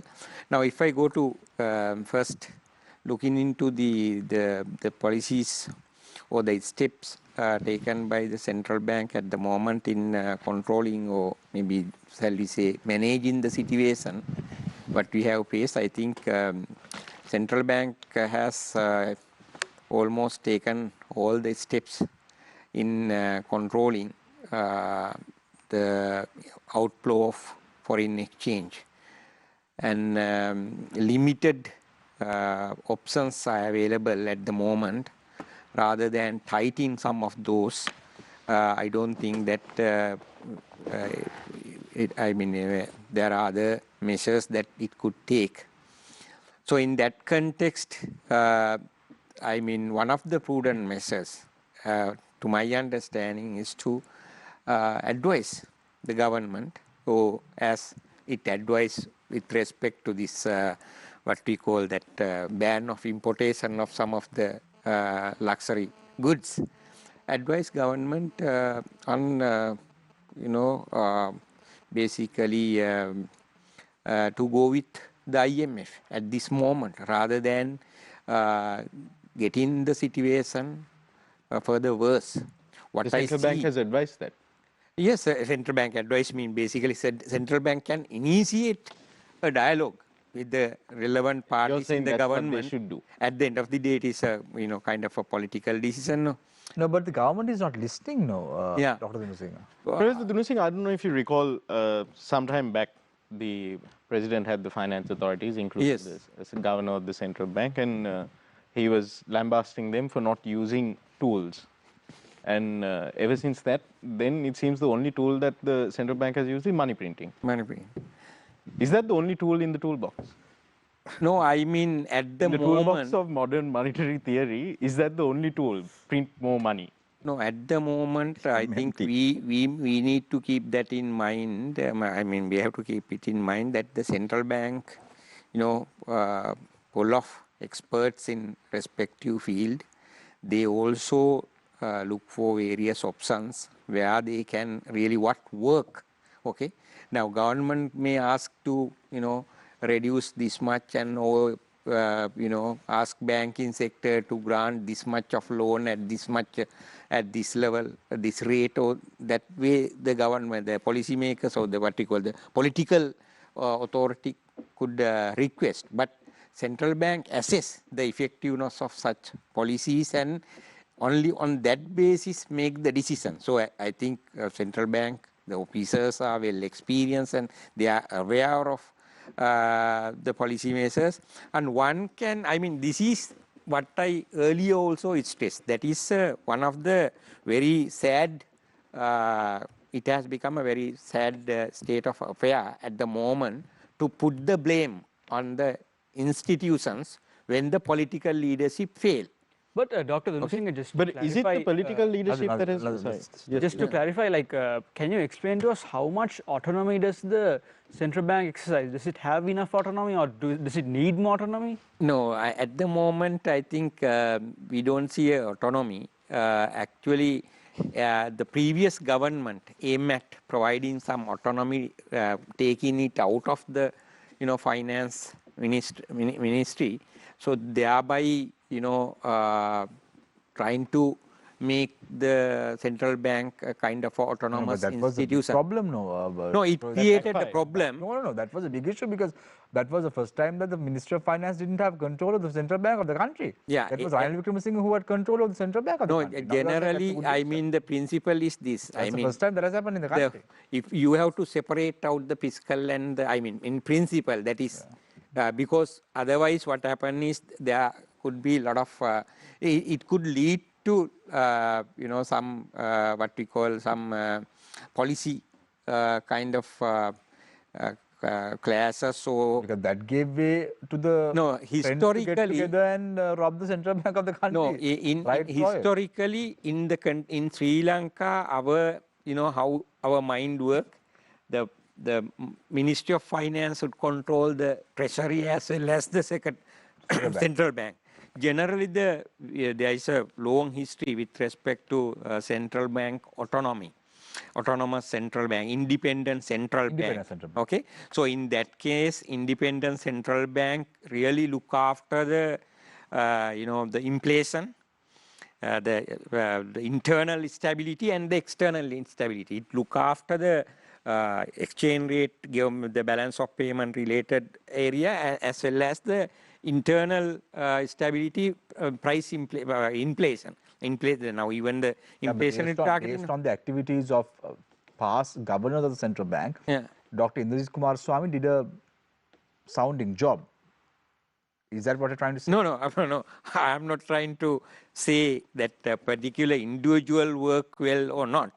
Rather, I must say that whenever you have a greater independence with respect to the affair of central bank affairs, then it can really target its main objectives or because main there purpose. Was a lot of issues, Dr. Dunusinghe, cooking up of numbers of the central bank report, which Mr.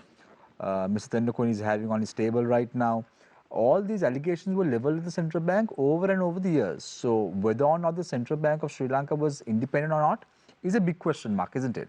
Yeah, definitely. I don't say that it is independent at the moment, but I say that if we can make it to some extent independent, it is at least better. That's the way forward. So I happened to read one of your articles published on the web, Mr. Tendukoni, whether IMF is the state's economic savior. Is IMF the economic savior of this government? No, the thing is, we have to examine, Samir, what are the avenues that we have explored so far to come out of this crisis. And nothing has worked. And no, I mean, I don't see, other than the provision of liquidity at the beginning, released some 50 billion odd rupees immediately with immediate effect to the banks, allowed the liquidity to go up, banks' liquidity to increase. What happened? Where did that money go? Was it added to the development in the country? Now, these are some steps that the bank did, central bank did, to please somebody, but without looking at the repercussions properly and without proper monitor. Central bank has totally failed in its supervisory function, because today what we are experiencing is something that has been being contributed into the economy in a very bad way even from last regime. You know, there were times when we are today talking about dollars, how to buy dollars, restrict dollars, don't allow them to send dollars out. Or, I mean, there is a lot of restriction and fear about dollars. What happened? There was a time in the 2016 and 2018, that period, where some of the state banks were lending in millions, hundreds of millions of US dollars to do cultivation in Sierra Leone. What did the central bank do? If you allow a state bank to lend $15 million to a company in Sri Which year Lanka. was this, Mr. Nagon? Huh? Which year was this?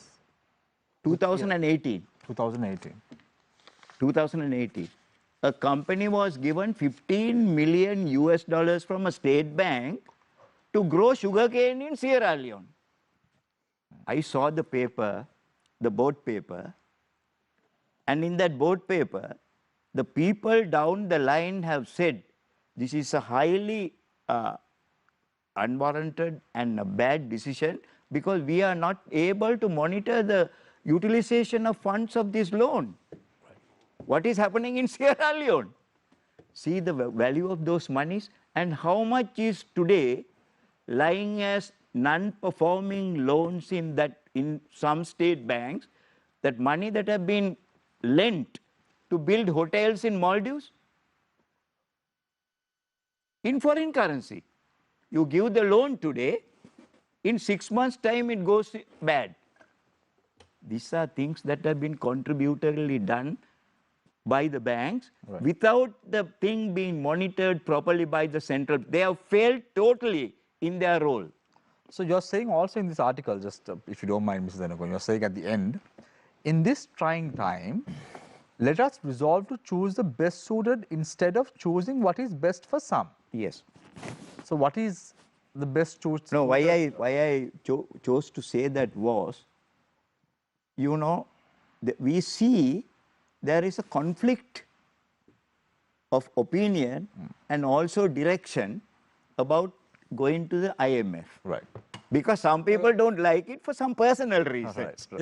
Can I ask a question? Yes. Now, if a local company wants to do a foreign investments in a say in Bangladesh or somewhere, so you think that that company cannot borrow from a Sri Lankan bank and invest there? No, I don't say that they cannot borrow. Yeah. But you know, there is a risk assessment program of a project. The possibility of properly assessing the risk factors and to see that it is utilized for that purpose is a must in any lending. Yeah, definitely. I mean, it's a must in any lending. If you look at the other foreign, those who have invested here, initially what they do, they borrow from the banks in those countries and invest here, and then once you settle here, then you borrow from the local and some other banks. I mean, that is how we have to promote our local companies to go out and like invest in other countries. It looks like the famous Kingfisher story in India involving Vijay Mallya with regard to how state banks were taken for a big ride over and over the years when having individuals in those boards appointed by respective individuals. Anyway, that's a completely different story because that has happened elsewhere in the world, not in Sri Lanka. That happened in India. So I want to get back to Lalindra. Lalindra, now, when we talk about interest rates, I think when we had this conversation with Dr. Murtaza Jafarji a few weeks ago, he said we're in a precarious situation where the dollar interest rates are higher and the rupee interest rates are lower. Is this going to continue in the next few months as well? And how dangerous is it for a country like Sri Lanka to have that mix? Because usually dollar interest rates were always lower and rupee interest rates were always higher, but now it's a reverse. Right. So the reason that why this is happening is to do with the country's sovereign rating, right? So when the country's sovereign rating is downgraded, right, what happens is the local banks, it becomes difficult for local banks to raise funds in dollars at lower rates because there is a risk premium. So the risk premium adds on top of the usual interest rate. Now, if you look at the international market for say LIBOR or SOFR, it's less than 1%, right? It's close to 1%, but it's very low. Right now, it's historically low. But unfortunately, we can't borrow at those rates because there is a huge risk premium that will be added on top of the usual market rate. So to account for that, this will be manifested in the inverted so-called forward premiums. So what is the danger? Because now most of the export companies, because it's lucrative to borrow from Sri Lankan rupees, they are beginning to borrow from Sri Lankan rupees. And they are completely ignoring the fact that there has been a cap on the US dollar as well. Do you think in the long run that the government will lift its pedal off the accelerator as far as the brakes as far as the USD currency rates are concerned, and the rates would again reverse back, and this may result in even the closing down of export companies in Sri Lanka in the longer run? Now, what the exporters are doing is they will hold on to their dollar proceeds. They are very much in favor of keeping the dollars in their dollar account, and they like to borrow in Sri Lankan rupees and fund their operations, right? So if they expect the rupee to depreciate, that means a few months down the line, when they take the dollars out, they can have that little profit over the depreciation. Yeah. And they can make more money out of that. So they have an incentive to not to convert dollar proceed to Sri Lankan rupees. So this is the issue that the central bank is trying to address. So what they are trying to do is to say and tell exporters, you can't keep your dollar proceeds in the dollar for far account. too long. You need to bring this money back. That's right. So that's what's happening right now. But the question is very directed at you, because to understand, Lalinda, do you think that the situation may change? No. Do you think that the rupee interest rates will again become higher and the dollar interest rates will again become lower in the long run in Sri Lanka? In a foreseeable future. Not in the foreseeable future. So we are talking about a 3 to 6 months period by the end of the year 2021. Can we say that there is no reason for the exporter to fear borrowing money in rupee terms? No, there is no risk of borrowing in rupees. No, but if the interest rates are going to go higher, then the companies are going to go at a loss. Yeah, if the interest rates are fixed, then they don't have a risk. But if but all these interest rates are fluctuating. No, the interest rates are going down. So if you really look at the AWPR, which is the prime lending rate, it has been going up. But recently it has gone up a little bit. Yeah, slightly. Slightly. The reason is, and we have forecasted this, and we have been telling this all along. The reason is the inflation expectation. So they are factoring the inflation expectation into the interest rate. So that's what you see in the bond yields, which is going up. And these are getting, we will see it won't go up forever. It will not be a continuous upward trend. It will come to a certain equilibrium level and it will settle there. Where will the dollar stand by the end of next month when the government pays that $1 billion US dollars from its reserves to settle loans on the 27th of this month? Yeah, I think the dollar to rupee exchange rate is definitely under immense amount of pressure, and we don't see that pressure reducing in the near future. How much would it be? Well, I don't want to say a figure, but it would likely to, I think even if we consider 210, 220, maybe higher than that. When is the danger going to strike? Because on the 27th of this month, we have to pay $1 billion US dollars in debt repayment. Right. We right now have approximately $3.6 billion US dollars in our reserves. In 2015, in 2019, our reserves stood at 7 billion. And we also paid debt repayment at that time. But now we are in a very critical situation. So when we pay $1 billion US by the end of this month, to be very precise, on the 27th of July, where will we stand as a nation? Would that mean that our reserves are going to come down to 2.6 billion, or is it going to mean otherwise? It could be different to 2.6 because the government has taken swaps and all those things might so add the money will be funneled to the economy. Look, I think the central bank and the government is aware of the danger and the current situation. They are trying to attract foreign currency as much as possible through various means. I think the issue that all the panelists have mentioned here is that this is a very temporary solution, right? You can. Samir, this, Kajendra. you know, you can't be on a denial mode. You can't be on a denial mode. And if you are in denial mode, it's dangerous. So you also the government is on a denial mode. No, I'll tell you. No, principles, alternate principles are one thing. Yeah.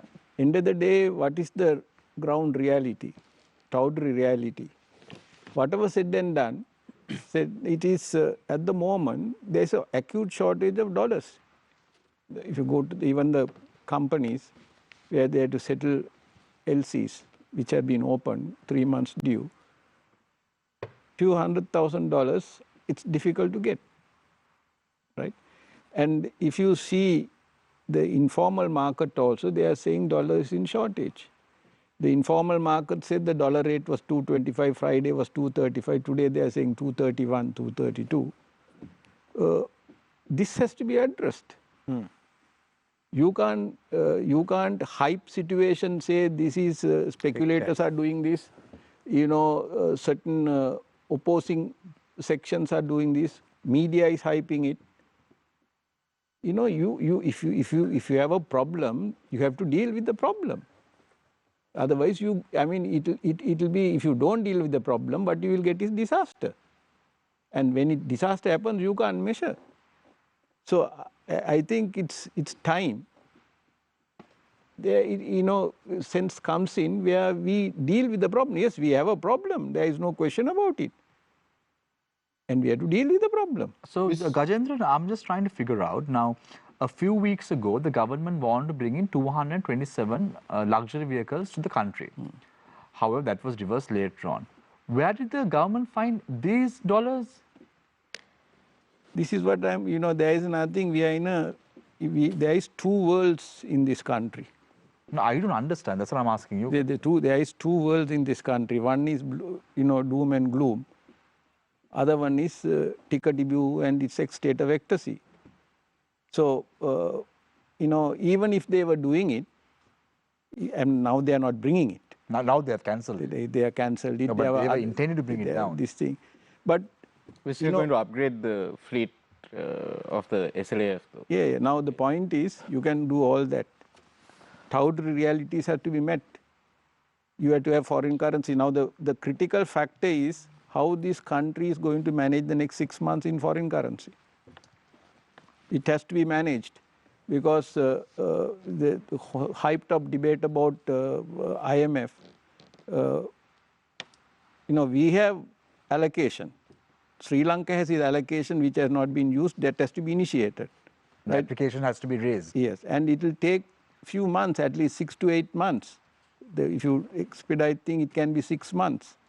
One factor, the positives of the going to for measures to the IMF is that they give it over a longer period time and the interest rate is very minimal, negligible. And the other factor is if IMF intervenes and there is that process starts and when if they you know grant us the plan, naturally the credibility is raises and all these rating agencies, the ratings will differ because the credibility has come. You know, if you are a borrower, you know, in any commercial borrowing, you have to have your credibility and build up your credibility. No, the negative thing is there is an impression created IMF comes with conditions. Even if you see, these are the conditions in any finance minister should have. It's nothing new. They say you must raise revenue. Because you know, only way, you know, even at your home, if you don't have revenue, you can't meet your expenses. You have to raise revenue. You have to see avenues of revenue. What is the ways of revenue? You have to curb expenditure. You have to reduce the deficit. And we mustn't, always we are in a mode in this country where the businesses are company, we want to always borrow. The debt syndrome has to be removed. Even corporates, other than few corporates, when you want money, you want to go and borrow. You won't put your own money. But there is nothing like a free lunch anywhere in the world. No free lunch. And if you know, even if you have an asset, you won't encash as asset. You will pledge that asset and borrow. The interest runs every day like a meter. On Saturday, Sundays also it runs. So that, you know, our entire business model for companies as well as the country has to be relooked at. Otherwise, you daily now we are daily cash flow management, or we are trying to manage our affairs cash flow on a daily basis. So, you know, next 6 months is going to be crucial, whether it is 3 months, 1 month or 6 months, because from this year for another 1 year we had to pay about 7 billion in debts, 1 year. And we have a steady 3.6 billion in our reserves. No, that is not steady. You know, 3.6 billion is there. A few last month before is 3.9, now it's 3.6. So you have to take into reality. If you have a issue, if you have a sickness or something, you can't hide away and run away with that, no. So we have to do, and there is everyone here, everyone everywhere is telling we must deal with it. Are we in the ICU at the moment? Huh? Are we in the ICU at the moment as a country? That is, it depends what is who gets into the ICU. Problem is we have not been transferred to ICU. Doctor is looking at the clock, waiting to call time of death. Sorry, Mr. Sugadasa, do you agree with Mr. Gajendran's very stark analysis? Are the financial authorities in this country who we look to make prudent policy decisions, are they living in denial? I think I can agree with what Mr. Gajendran said. I think it is very obvious. A lot of people know the truth. The situation is dire, and it needs to be addressed. Again, denial is not a strategy. We need to face it head on. And it all comes down to telling the people the truth, right? I mean, you go out there, you tell the people truth. So even IMF, right? Why it is such a hard thing for the politician to accept is that when they are in the opposition, they are completely flambasting, and they are completely against IMF, right? Now, when they come to power, they have to embrace it, but they can't do that because, of course, they have said so much bad thing about, they have villainized IMF to an extent where now they cannot go ahead with that strategy. So, on the other hand, yes, if you go for IMF, there will be a certain prescription that they expect us to follow, right? That is common if you are taking a normal loan, right? Your bank expect you to exercise prudency and pay down your debt properly, not take too much risk, right? They have done the due diligence first, and this is a form of due diligence. They want their money back, and to get that money back, they will say you need to follow these steps, and these steps might be painful. And that brings us back to one of the simple things earlier in our conversation on tax. IMF will say raise your revenue. The IMF is not necessarily, they may make recommendations on this is how you should raise your revenue and this is what you do, but at the end of the day, if your revenue is being raised, the IMF is not going to really scold you. The IMF doesn't expect you to tax the poor, for example. No, they don't expect you to tax the poor, but they expect you They to expect raise you the to- so that's why So the money you is coming in can, tranches. you can tax, you can, going back to our earlier discussion, you can make your tax code more progressive, improve your collection, prevents tax evasions, which will all be politically popular, IMF what will and say? also follow your IMF thing. The problem is if you do those things which may get you more votes with the middle class and the poor, it may cut off your finances from the people that are funding your campaigns. Isn't that the reality? That's what I'm saying. You have to deal with the reality, whatever Thank the you very reality much. it may be. Thank you very much, gentlemen. We need to go for a short commercial break. When we come back, it's the final round. Stay connected, stay with Face the Nation. We are discussing about economic outlook of Sri Lanka for the year 2021. Stay connected, stay with Face the Nation. We will be right back.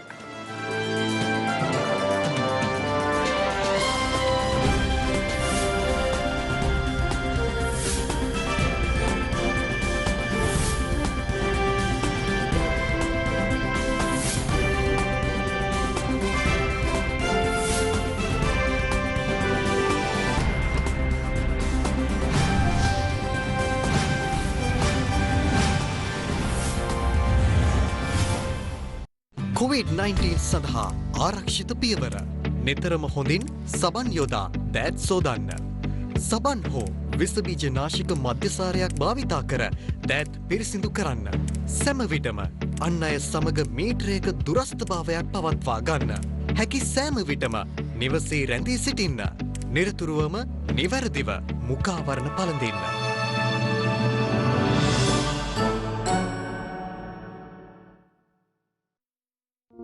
අධ්‍යාපනය සෑම දරුවෙකුගේම අයිතියක්.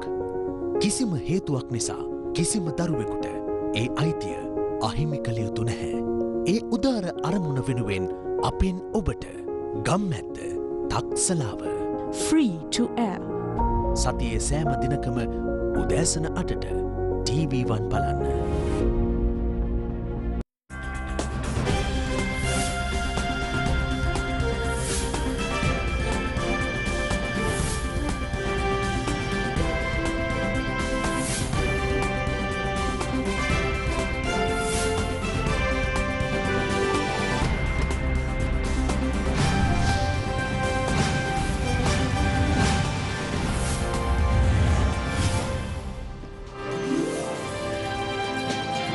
This is Face the Nation. We are in the final round. Each speaker gets 2 minutes each to sum up and wrap up their thoughts on tonight's topic, economic outlook of Sri Lanka.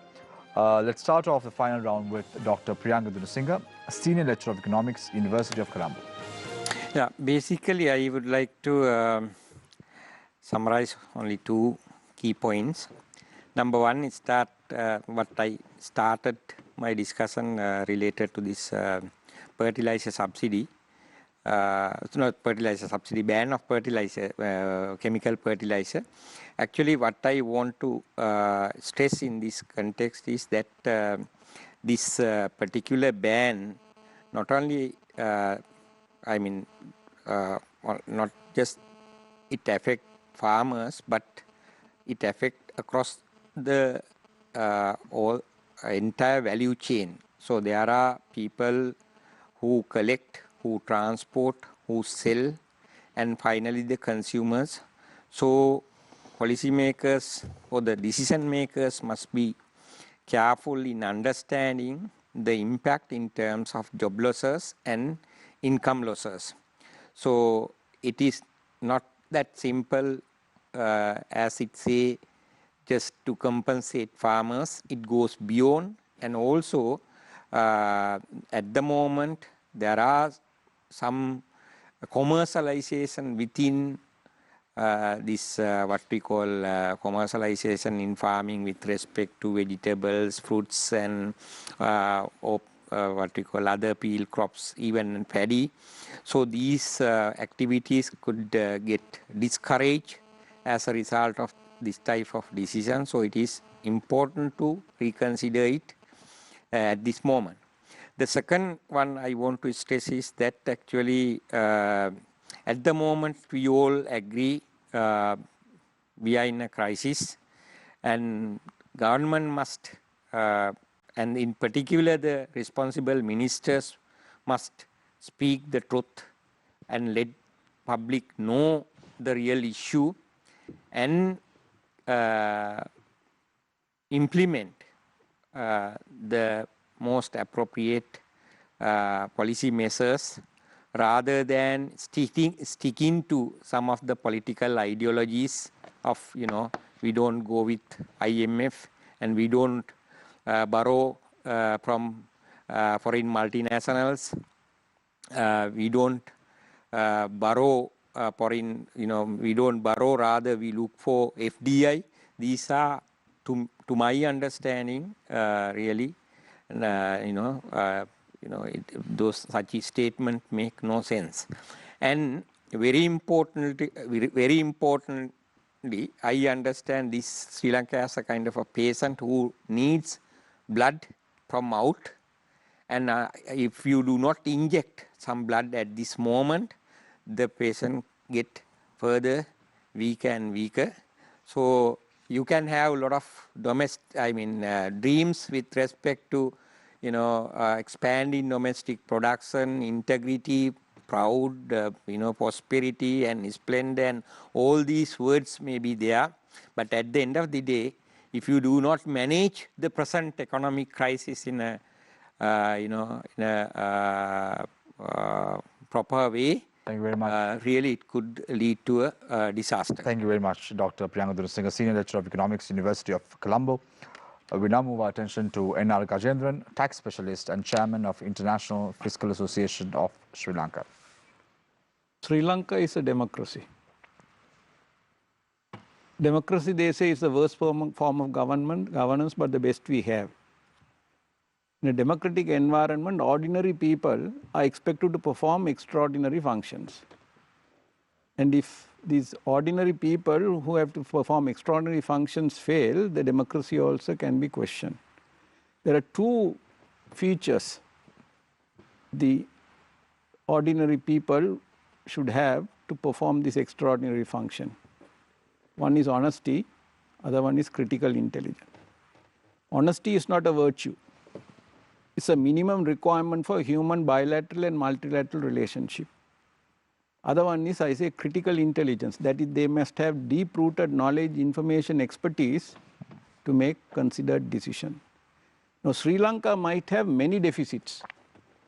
We have revenue deficits, we have budget deficits, we have current account deficit, we have primary account deficit, now we have the foreign exchange deficit.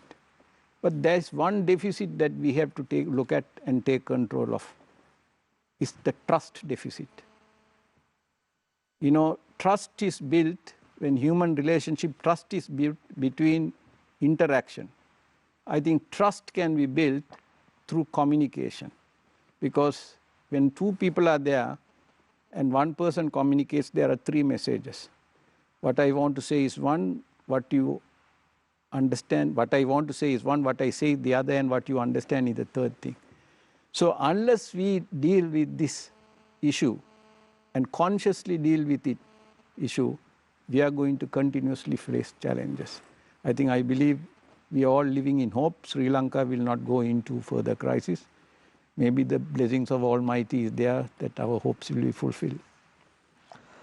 Thank you very much, N.R. Gajendran, Tax Specialist and Chairman of International Fiscal Association of Sri Lanka. We are all looking up to see if there is a miracle that's going to befall us. I now move my attention to Lalinda Sugadasa, Head of Research and Business Development, ICRA Lanka. I think the first priority for our country is to get everyone vaccinated as soon as possible, as I mentioned earlier. So this move will get us to get the population to work at least near the full capacity, and we must strive to achieve this. Then the second priority, and actually you cannot call it the second priority, and one of the most important issues right now that we face is this external sector crisis, and we need to figure out what to do with that. So there is a lot of political will, a lot of courage has to be shown by the politicians to make this decision, tell the people the truth, get their blessing, and do the right thing. It is a decision of anyway there will be a period of pain. We have to decide whether we prolong this period of pain, or whether we are going to face it as a nation and somehow help each other and help the country to heal. And the third factor, which is something we couldn't discuss during the discussion today, is the inflation. Now, right now, last month we had 5.2%, right, which is closer to the upper bound of central bank's inflation target. Now, if you analyze the components of this increase in inflation, you will see the food inflation is double digits, and the non-food inflation again rising across the board. So this is a very broad-based increase in inflation.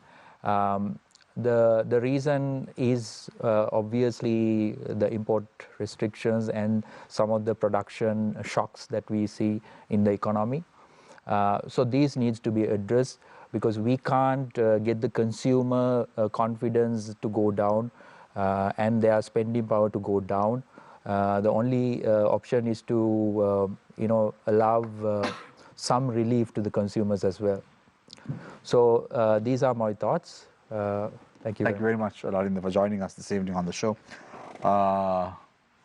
Vishrupal Tendulkar, retired senior banker. Yes. I think my first observation is the country must accept that we are facing a crisis. And we must come to that mode, real crisis mode. Now, what we are observing is they are trying to do very many things that we are doing at times when we are all right, at a time of crisis. Trying to import luxury cars, trying to do that, trying to do this. That means we are going away or running away from reality. If we are to address it in the real sense, we have to accept that we are facing a crisis. What we are facing today is a critical moment, passing through a critical moment, and adjust ourselves to face up to that situation. Now, what have we got to do? The first and the foremost, most important thing is our foreign exchange reserves in this country. To do anything, you can print money, you can do anything, you can't print dollars. The foreign exchange crisis will have to be addressed. Where do we get our foreign exchange from?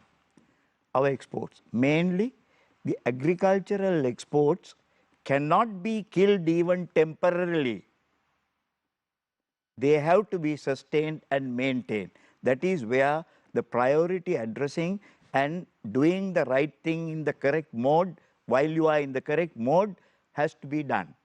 Then our foreign remittances from our foreign employees, it will go down to a very bad level within 1 year. They showed, for example, that the foreign remittances had increased. Why? Because they were being sacked and they were coming back to Sri Lanka. But afterwards, what is going to happen? Who is going to get new employment? No one. The few remaining will have to be induced to send the remittances with some incentives. We have never thought of those lines. No plans for those. We are only thinking of swaps and borrowings. We are not thinking of ways and means how we can preserve and safeguard the sources of foreign currency remittances into the country. We are thinking of selling what we have, like selling the family silver, creating companies to sell the properties, and after we sell, what do? We settle our debts, no properties, properties are sold, and we have nothing, we are left with nothing. So this situation has to be addressed. The country will have to first address it. Now, Central Bank report says the Petroleum Corporation has made and increased its debts within 1 year by 34,550 million. Where is this money gone? This gives us one example. There are very many places in the SOEs where money can be saved and then stop the wastage. If you don't address that situation, you will keep on borrowing, but you will never come to see a satisfactory situation coming to Sri Lanka. Thank you very much, Mr. Rishabal Thenakon. Thank you very much, Lalinda Sugatadasa, Head of Research and Business Development, ICRA Lanka, for joining us this evening, along with Dr. Priyanka Dinasinghe, Senior Lecturer of Economics, University of Colombo, Rishabal Thenakon, retired senior banker, as well as N.R. Gajendran, tax specialist and chairman of International Fiscal Association of Sri Lanka. Thank you very much, Nadeem. Thank you very much, Deshan, as well as Disal, for joining us this evening on the show. While those in governance are in denial that we are facing a crisis, as our experts said today, I tell those in governance, the best way to make your dreams come true is to wake up. Take care and good night.